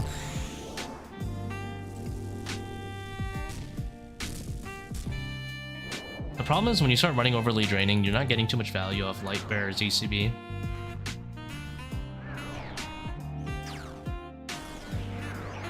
You'll get like, you know, a few extra specs off. Maybe like 3-4 extra specs off. But in the grand scheme of things, that's not like the craziest time save. Especially when you compare it to like public swap.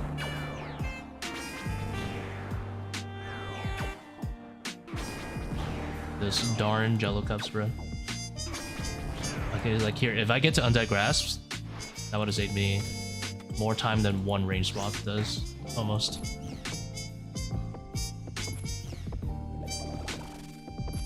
DTK orb, yeah.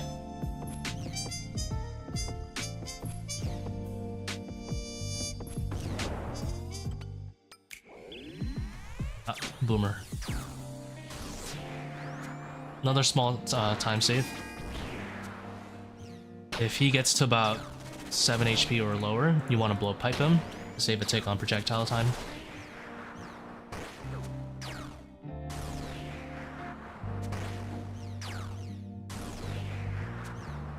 These small things matter quite a bit.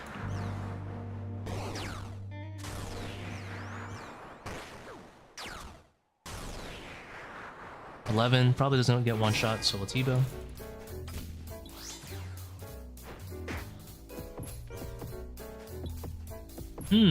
That is interesting, Pista. I haven't tried that. So I have tried Black Tiger Boba. I have not tried. I didn't know they had an ice cream. I'm a huge ice cream enthusiast. Okay, I'm actually not that huge of an ice cream enthusiast, but I'm very elitist about the type of ice cream I eat. Let me walk that back a bit. Like, I haven't tried every brand of ice cream and rated them on like a tier, but if it is not ice, if it cannot be classified as ice cream, I will not eat it. Like that Briar shit that is like frozen gunk, unedible.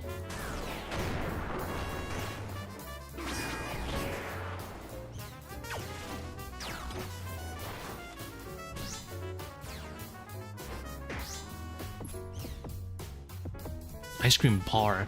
I love ice cream sandwiches. Ice cream sandwiches are, you know, they're kind of going out of style, and it makes me very upset. Like, I love ice cream sandwiches, and kind of not really they're not really popping off anymore, you know? They're going out of style. Shit gets me upset every day.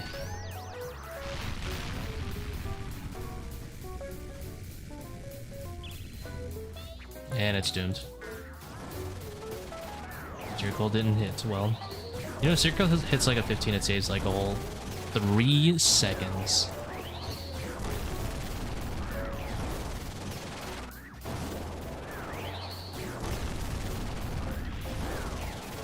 You know what's up? Let me see that.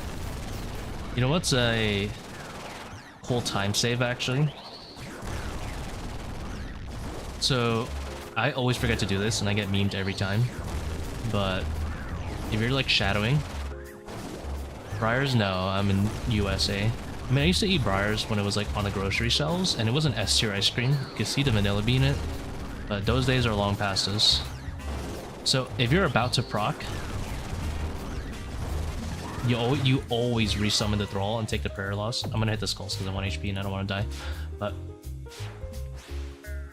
to prevent the rare scenario, it's actually not that rare. The uncommon scenario that your Thrall procs that shit at like 80.0001%.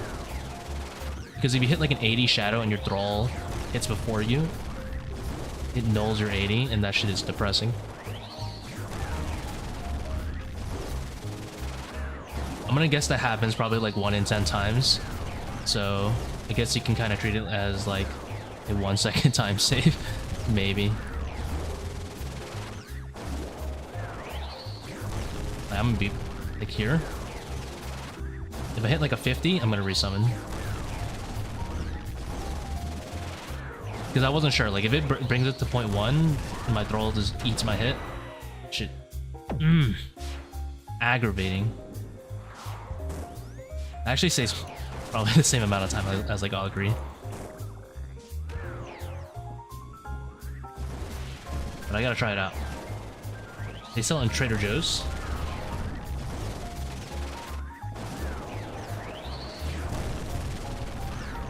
Cookie, butter, ice cream, coffee, boba. Oh, sorry, I didn't answer the other question. I am not a mint enjoyer when it comes to ice cream.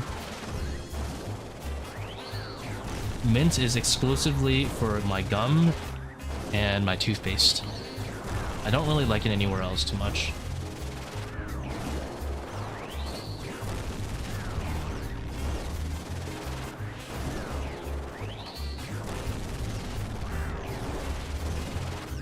Resummon that shit. Oh, see, there you go. It happens. I love having a example right in front of my eyes. The shit was at 40.1.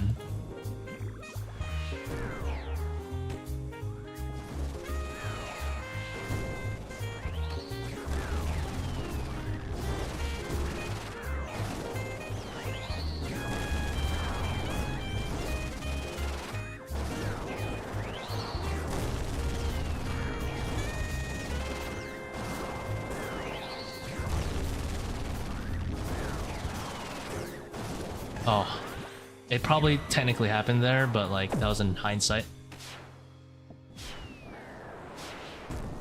But it's fine.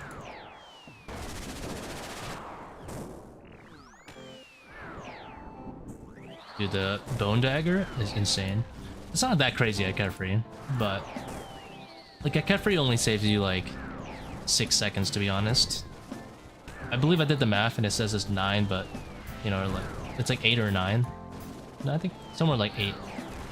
But presuming like you could have just hit with a Fang, then probably more like a 5-6 second time save. But Baba is disgusting. Bone Dagger for Baba slaps. That shit saves like 3 Void Wakers of time.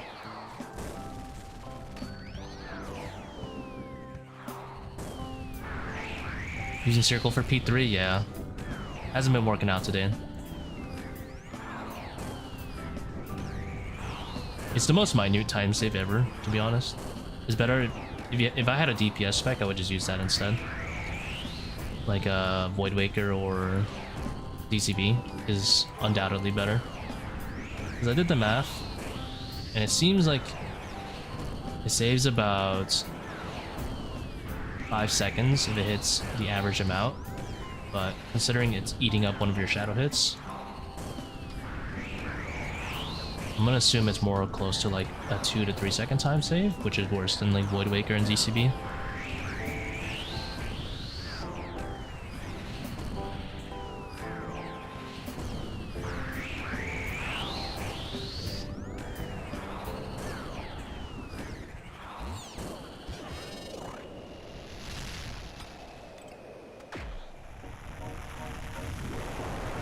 Yeah, you don't really feel much of a difference using Augury or Seercull. You would actually feel more differences having Eternals, as much as I hate Eternals.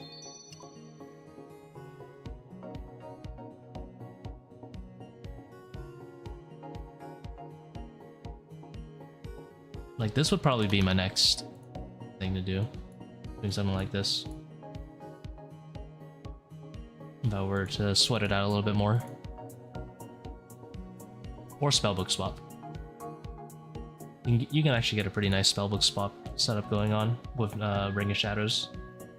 But it's kind of annoying to run. You have to like...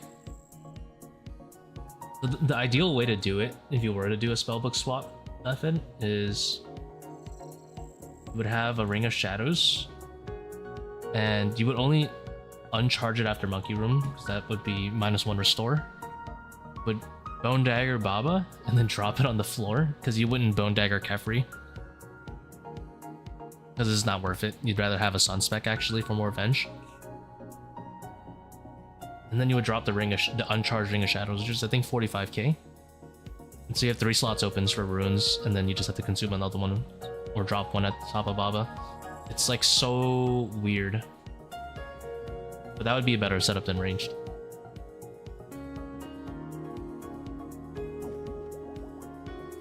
Goals after 1k KC? I have no idea. I'm gonna go back to Coliseum for a little bit. Finish that off.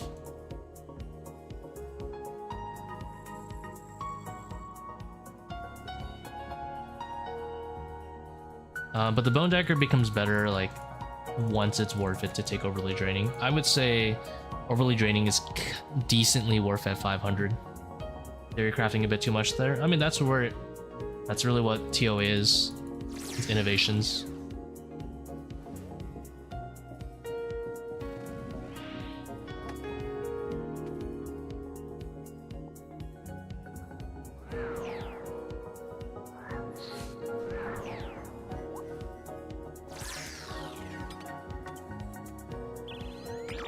Half better at Tbow than Zebak? Don't make me answer this question again. No. Essentially, yes, but not in the way you might expect.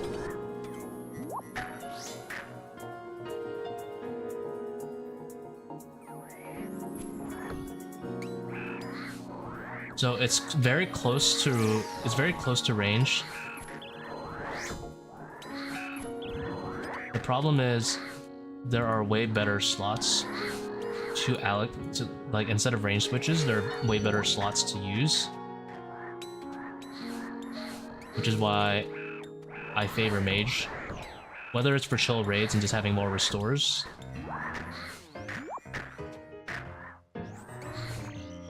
It's gonna blow up like this guy. I think the single major is a little bit better here.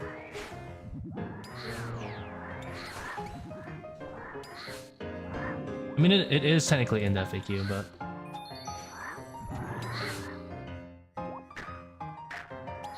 Wow, how toxic is that guy? He just ran straight away from me. So... Yeah, there's just so many better slots to add before adding ranged. It becomes kind of unrealistic in general to add ranged. To a point where it's worth it, at least.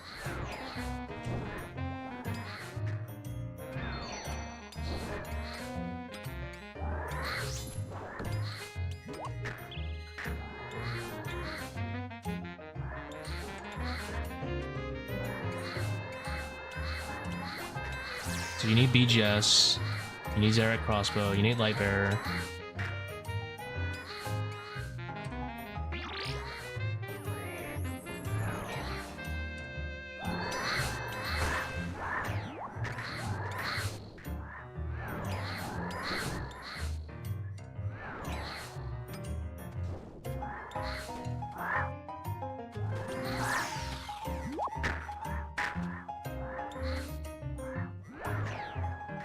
And spellbook swap is better than all of those. It's just 8s to use, of course. Everyone knows that.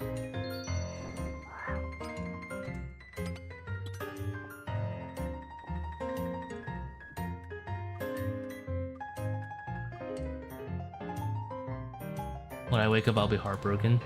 Well, hopefully it's today. The crowd needs to be appeased. No one knows when the update's coming out. I was hoping it was gonna come out today, but I'm gonna guess it's not. I think they should kill the delay but give it a cooldown. A lot more people would use it for sure.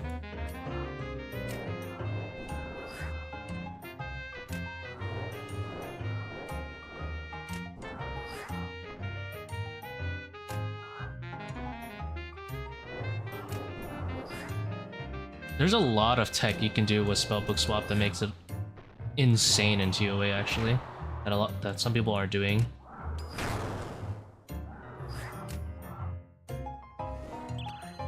For example, at Akkha, you know, like that split second where he goes into comp phase? You're supposed to spellbook swap and pre-cast, have a vulnerability loaded up.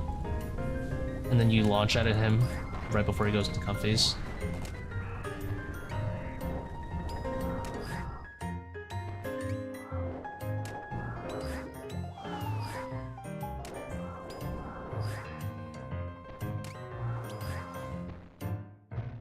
And yeah, he regens quickly, but that's literally like 0 time helping you.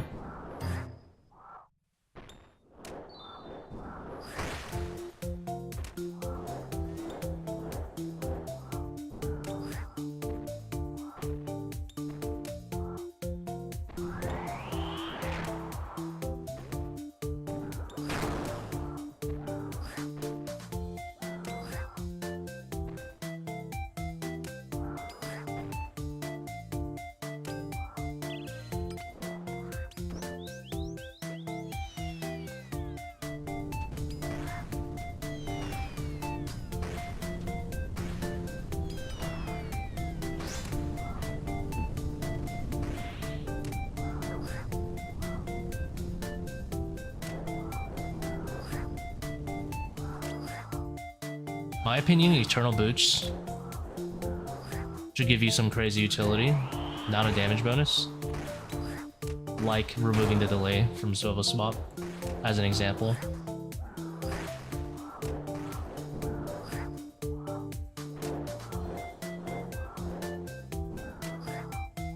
But we can't have nothing good around these parts.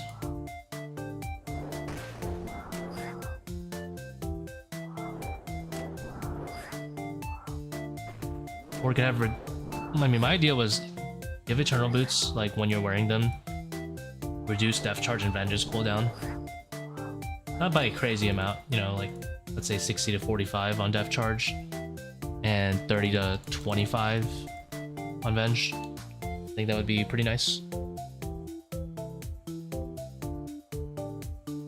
One Sandfew.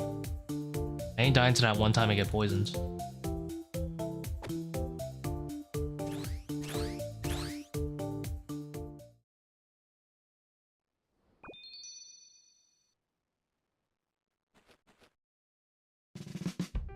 Would you do a 560 with Quiet Prayers on?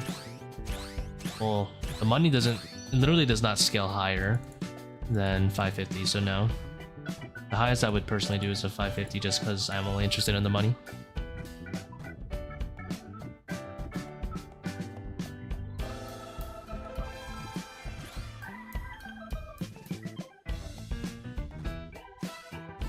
Little money goblin.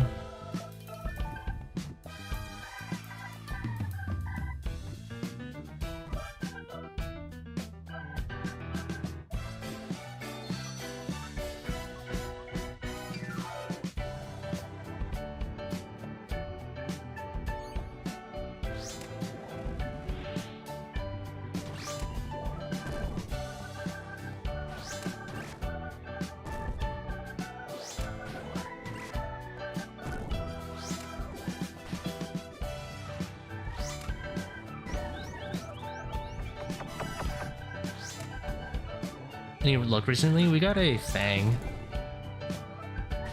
But before that, we got 2 Shadows, so... At 920 KC, we got a Solo Shadow, and then 923 KC, we got another Solo Shadow. So I'm pretty satisfied for a bit.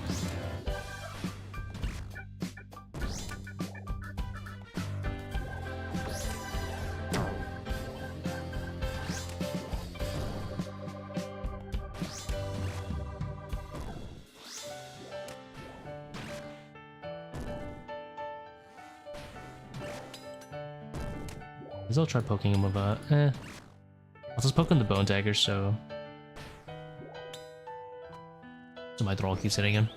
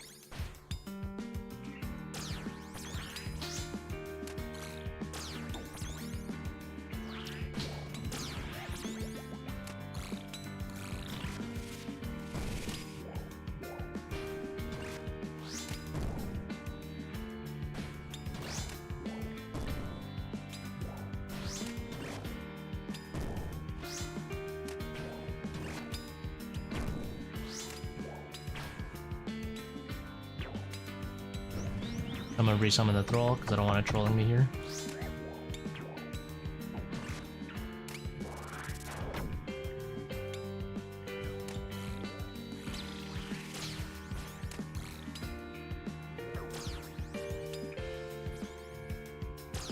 Hit the... I just lost 60 HP.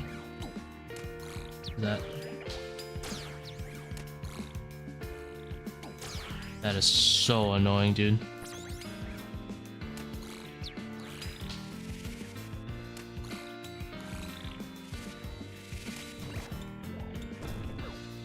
The corner markers I saw, I don't get ranged. But I got ranged because my character kept trying to hit like this.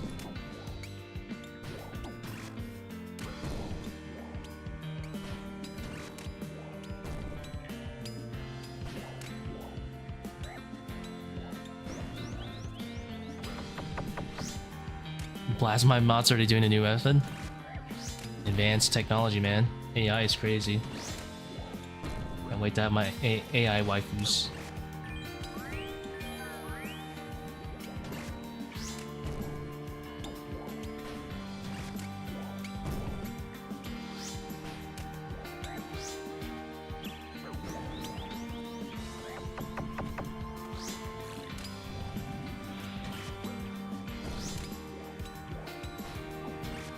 How does ToA scaling work? There's a chart, but yeah, it's faster in teams. It doesn't scale 1-to-1. So 2 players will kill a boss faster than 1, even though the HP goes up, because it doesn't go up 200%.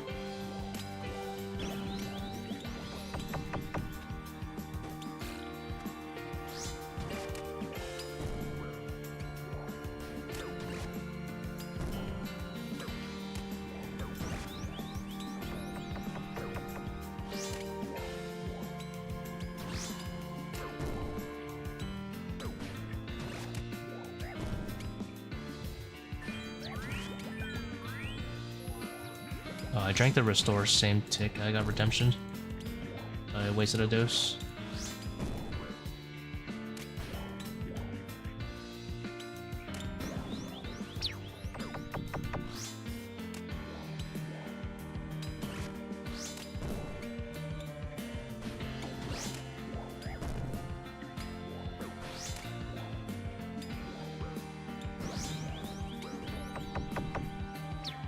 Okay.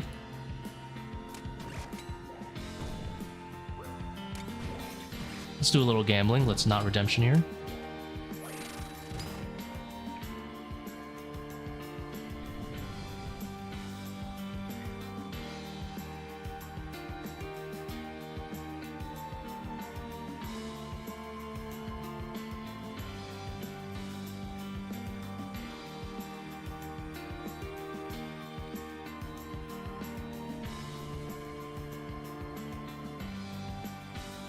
say super restore doses over 1 Karis. So Karis, it's a bit weird. Yeah, you don't have enough spec to Bone Dagger. I mean, if you Bone Dagger, you don't have spec to Karis, unfortunately. So it's not like I can care. I would if I could, basically. I could def charge and get a little bit more value, but I mean, usually I don't have to redemption like that much. Usually it's just once, but I messed up in phase 2 and I kept getting ranged.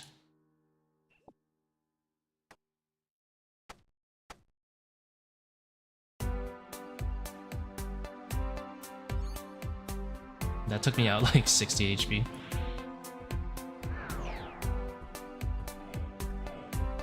I mess around with some spellbook swap shenanigans after this. Because you only really use the Bone Dagger for Baba, so I can actually just drop it, as well as the Ring of Shadows. That would give me enough spots to drop runes and stuff. Oops. Missed a hit here. And then I would actually opt to Karis and Vengeance over using the Bone Dagger, because the Bone Dagger doesn't save enough. Doesn't save anywhere close to as much time.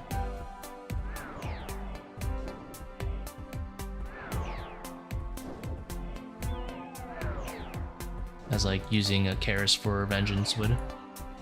The good old classic Sun and Moon tech.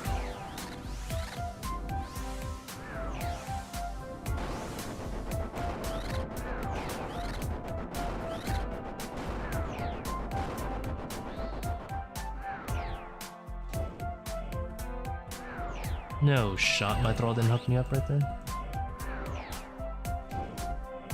Do I tell you out when I hit 3 zeros on Arcane Scarab? You know it. Nah, I'm kidding. If I'm high HP, I'll pray mage. Depends on my HP. If I'll survive, then I'll pray mage and tank it. You gotta be like 70-ish HP, pray mage and tank it. Also, I'm not paying attention. I gotta pay more attention.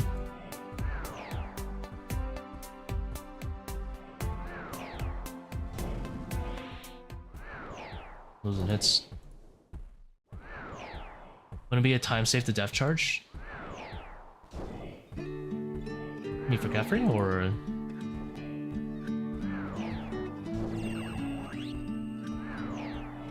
Me here.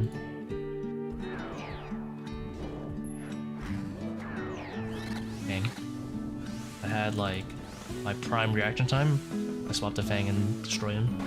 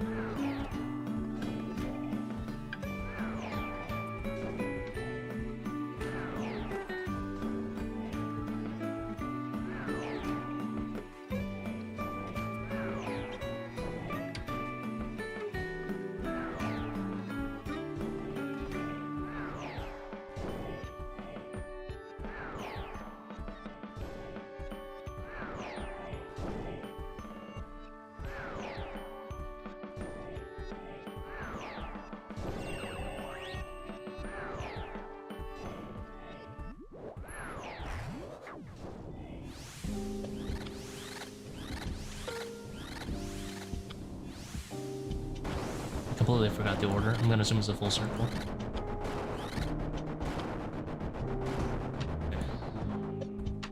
I was right.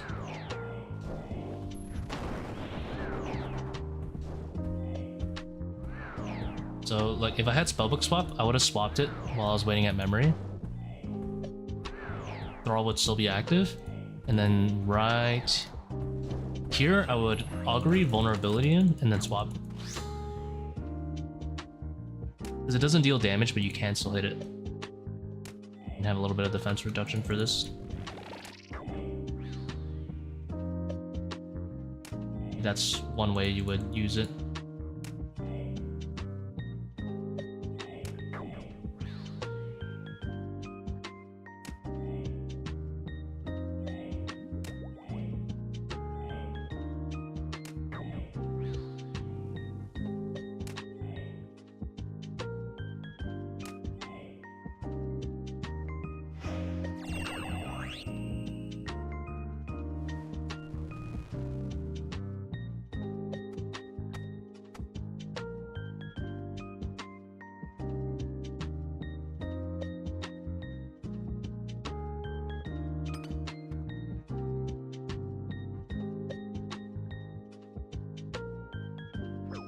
What the fuck I am?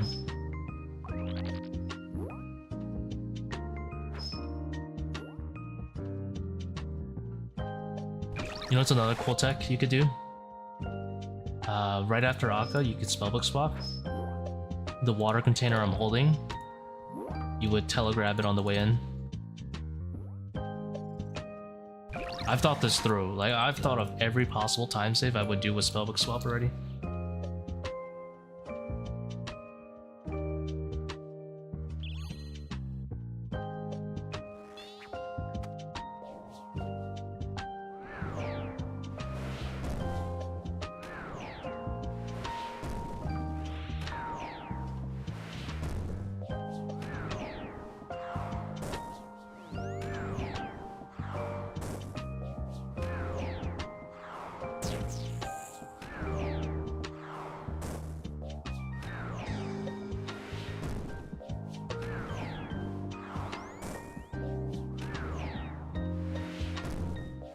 Any big changes or rebalance? Not to Inferno, unfortunately.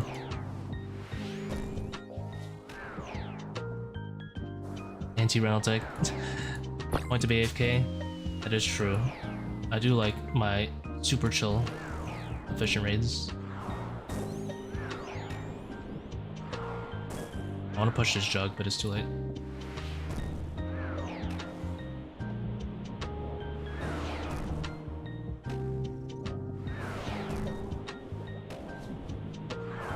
Next raid was spellbook spot. There's no next raid. I'm going to bed after this. Gotta wake up for work. The only reason I'm awake is so I got home from work and I just knocked out at like 7 or 8 or something, and then woke up at like 11. So this is my mid sleep raid. That makes sense.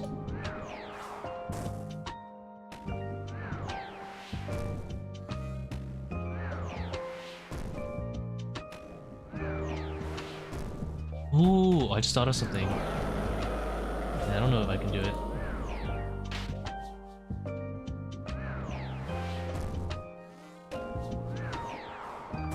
But I do want to try it at some point.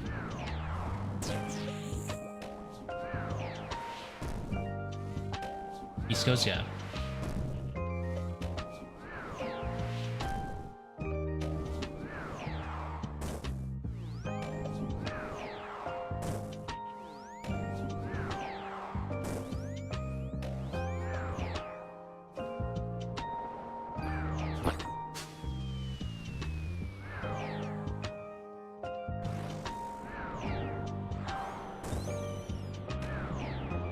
You guys think we have to pre-solve on deck, though? We get a pre-solve before we close the night out?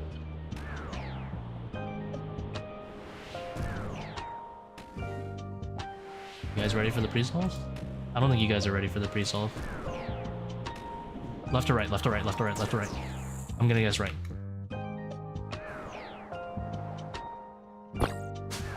Nope. No pre-solve.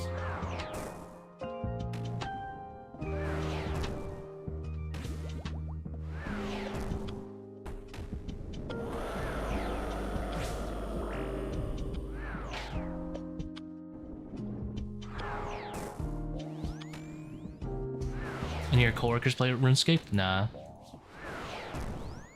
One of my coworkers, her boyfriend plays RuneScape, or used to play RuneScape.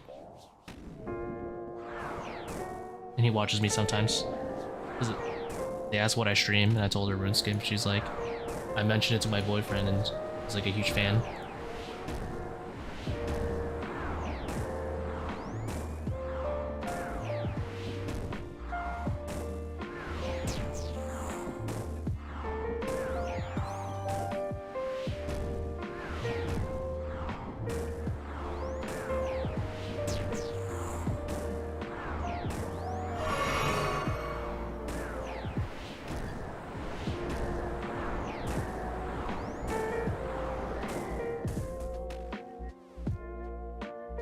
Mr. Steal your girl. I'm gonna steal her boyfriend. Okay. Okay. Unfortunato. A straight man.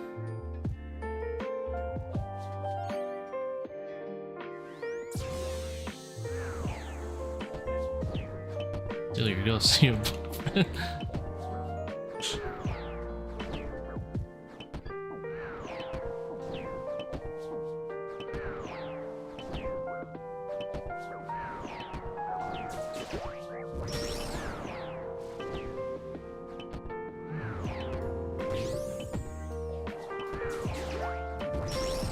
Stuff for RuneScape players. Of course.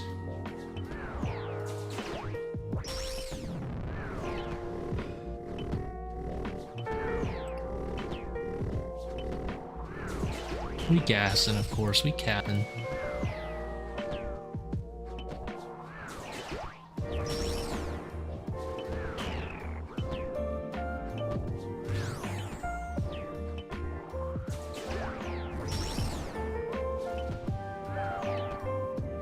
I didn't throw all for this entire obelisk, and I'm just shredding it by myself.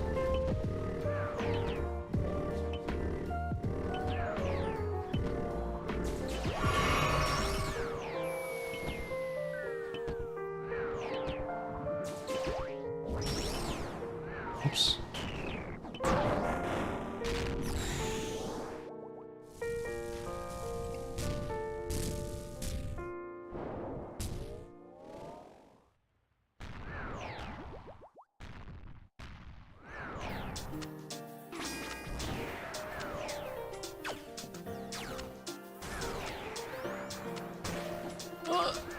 Trying to get my mouse to zoom in, dude. It's always a challenge.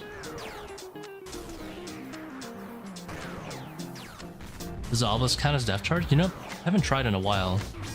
Last I recall, no.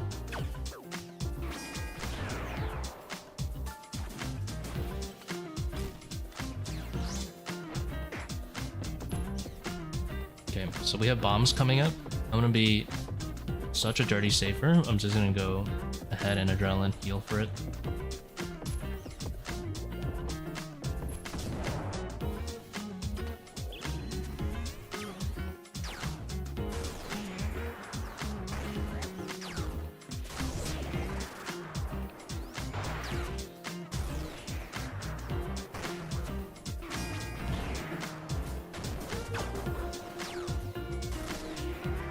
I haven't tried depth charging in a while. And by a while, I mean like over a year, so maybe it's changed.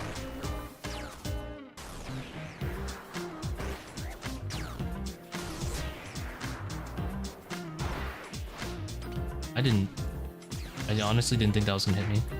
I thought I was in time. Ow. Well, I guess we're not Seerculling. It's okay.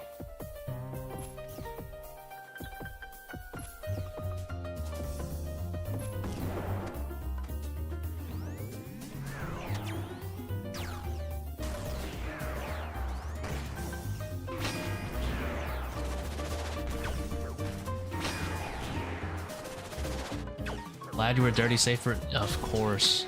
This is why I'm telling people, like, you die in your 400s because you're not a dirty safer.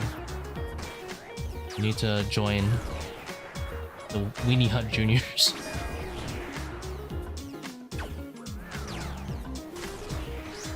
Know your place.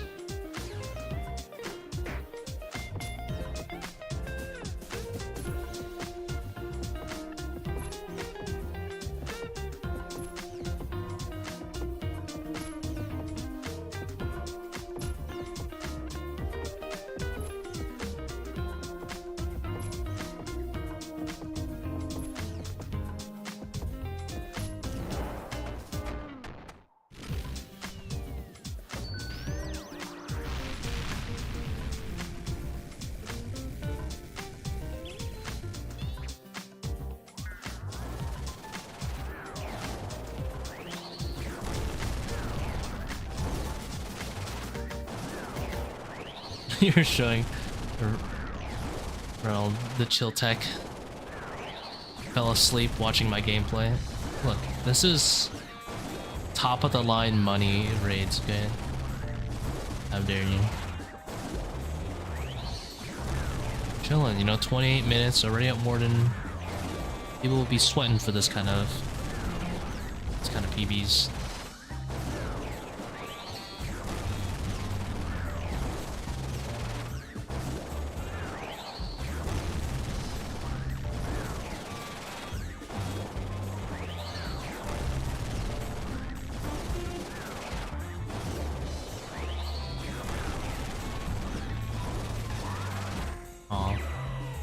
My thrall memed me. Could have gotten an extra shadow hit here.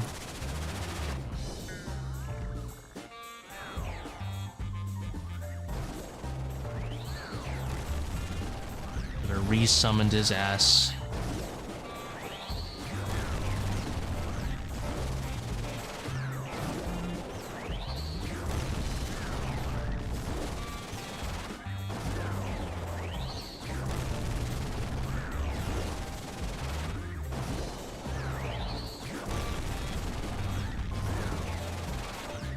Bring back Eternals in a new patch? Probably, yeah. This is like a medium hit, I'll resummon. Are we good?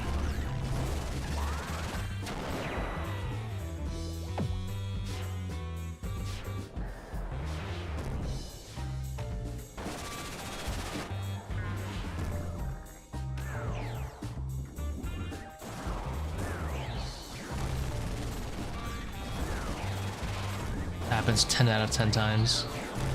Dude, the Thrall is minus DPS here. As far as know, you have to use Augury to make it worth it, unfortunately. The whole point of bringing the Eternals is for Light Bearer.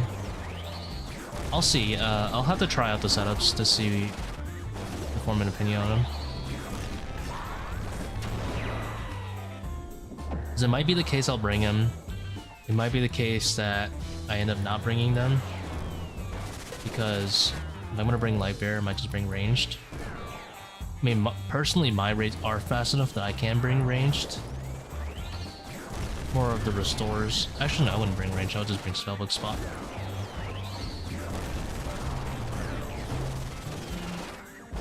Augury work more than Thralls? No, I didn't say anything like that. I meant work more than the Eternals. Overly draining worth the points. Extra time you lose. It is worth it. Not by too much, but by a decent bit.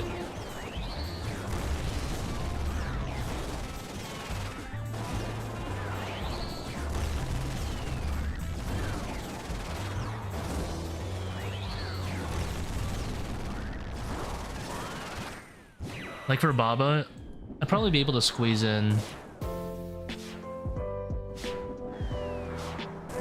I'm gonna guess like 2 Void Wakers after the first Bone Dagger.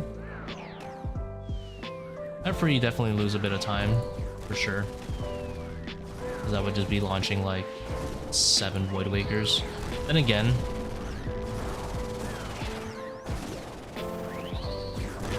my phase 1 and 2 are pretty much like almost hard captain speed. Should probably rock back there actually. And what I mean by that is I'm usually waiting out like a dung wall anyway. But definitely for like base 3 onwards, I could save quite a bit of time with some Bone Daggers. Probably get like 3 Bone Daggers off. Sorry, Void Wakers. But also don't go double power anyway for chill raids. Been going power life for the extra restores.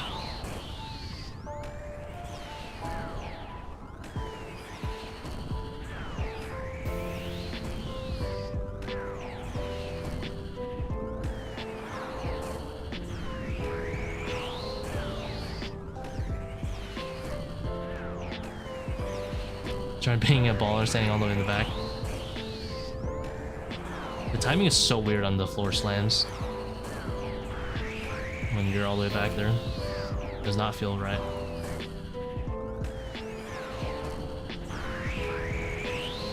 Get a heart attack every time. Get used to it. 33, 33. A full skull skip.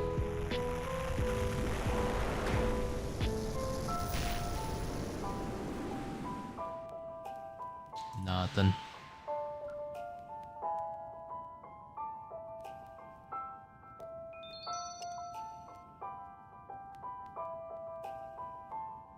I need to get back into form on monkey room. My monkey rooms have been slow today. They're like 240-ish. These are trying to get them to like at least 220-ish. These are alright though. Is this last one? Yeah. I'm gonna go to bed.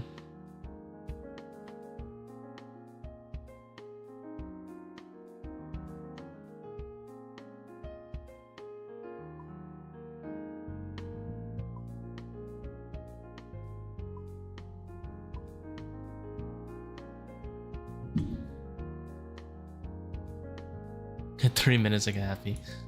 The standards go up every raid. That happened. I think this is gonna be my setup when I decide to do the spellbook spot.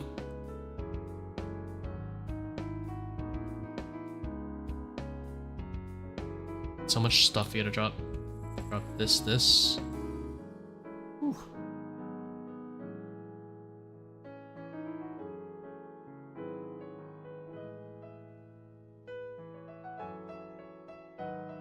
Alright guys, have a good night. Thank you very much.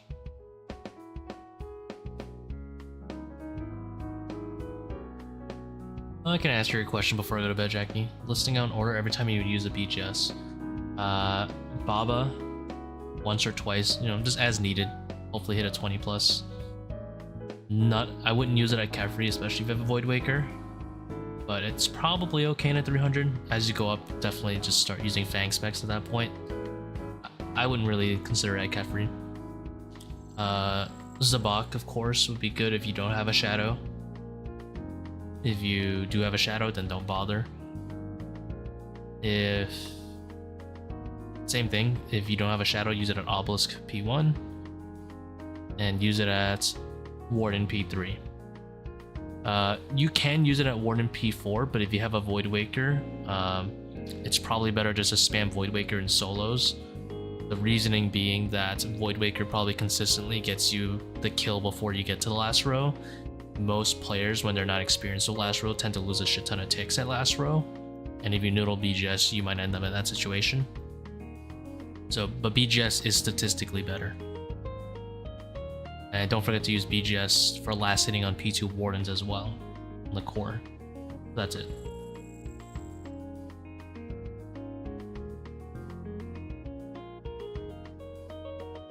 Alright guys, have a good night.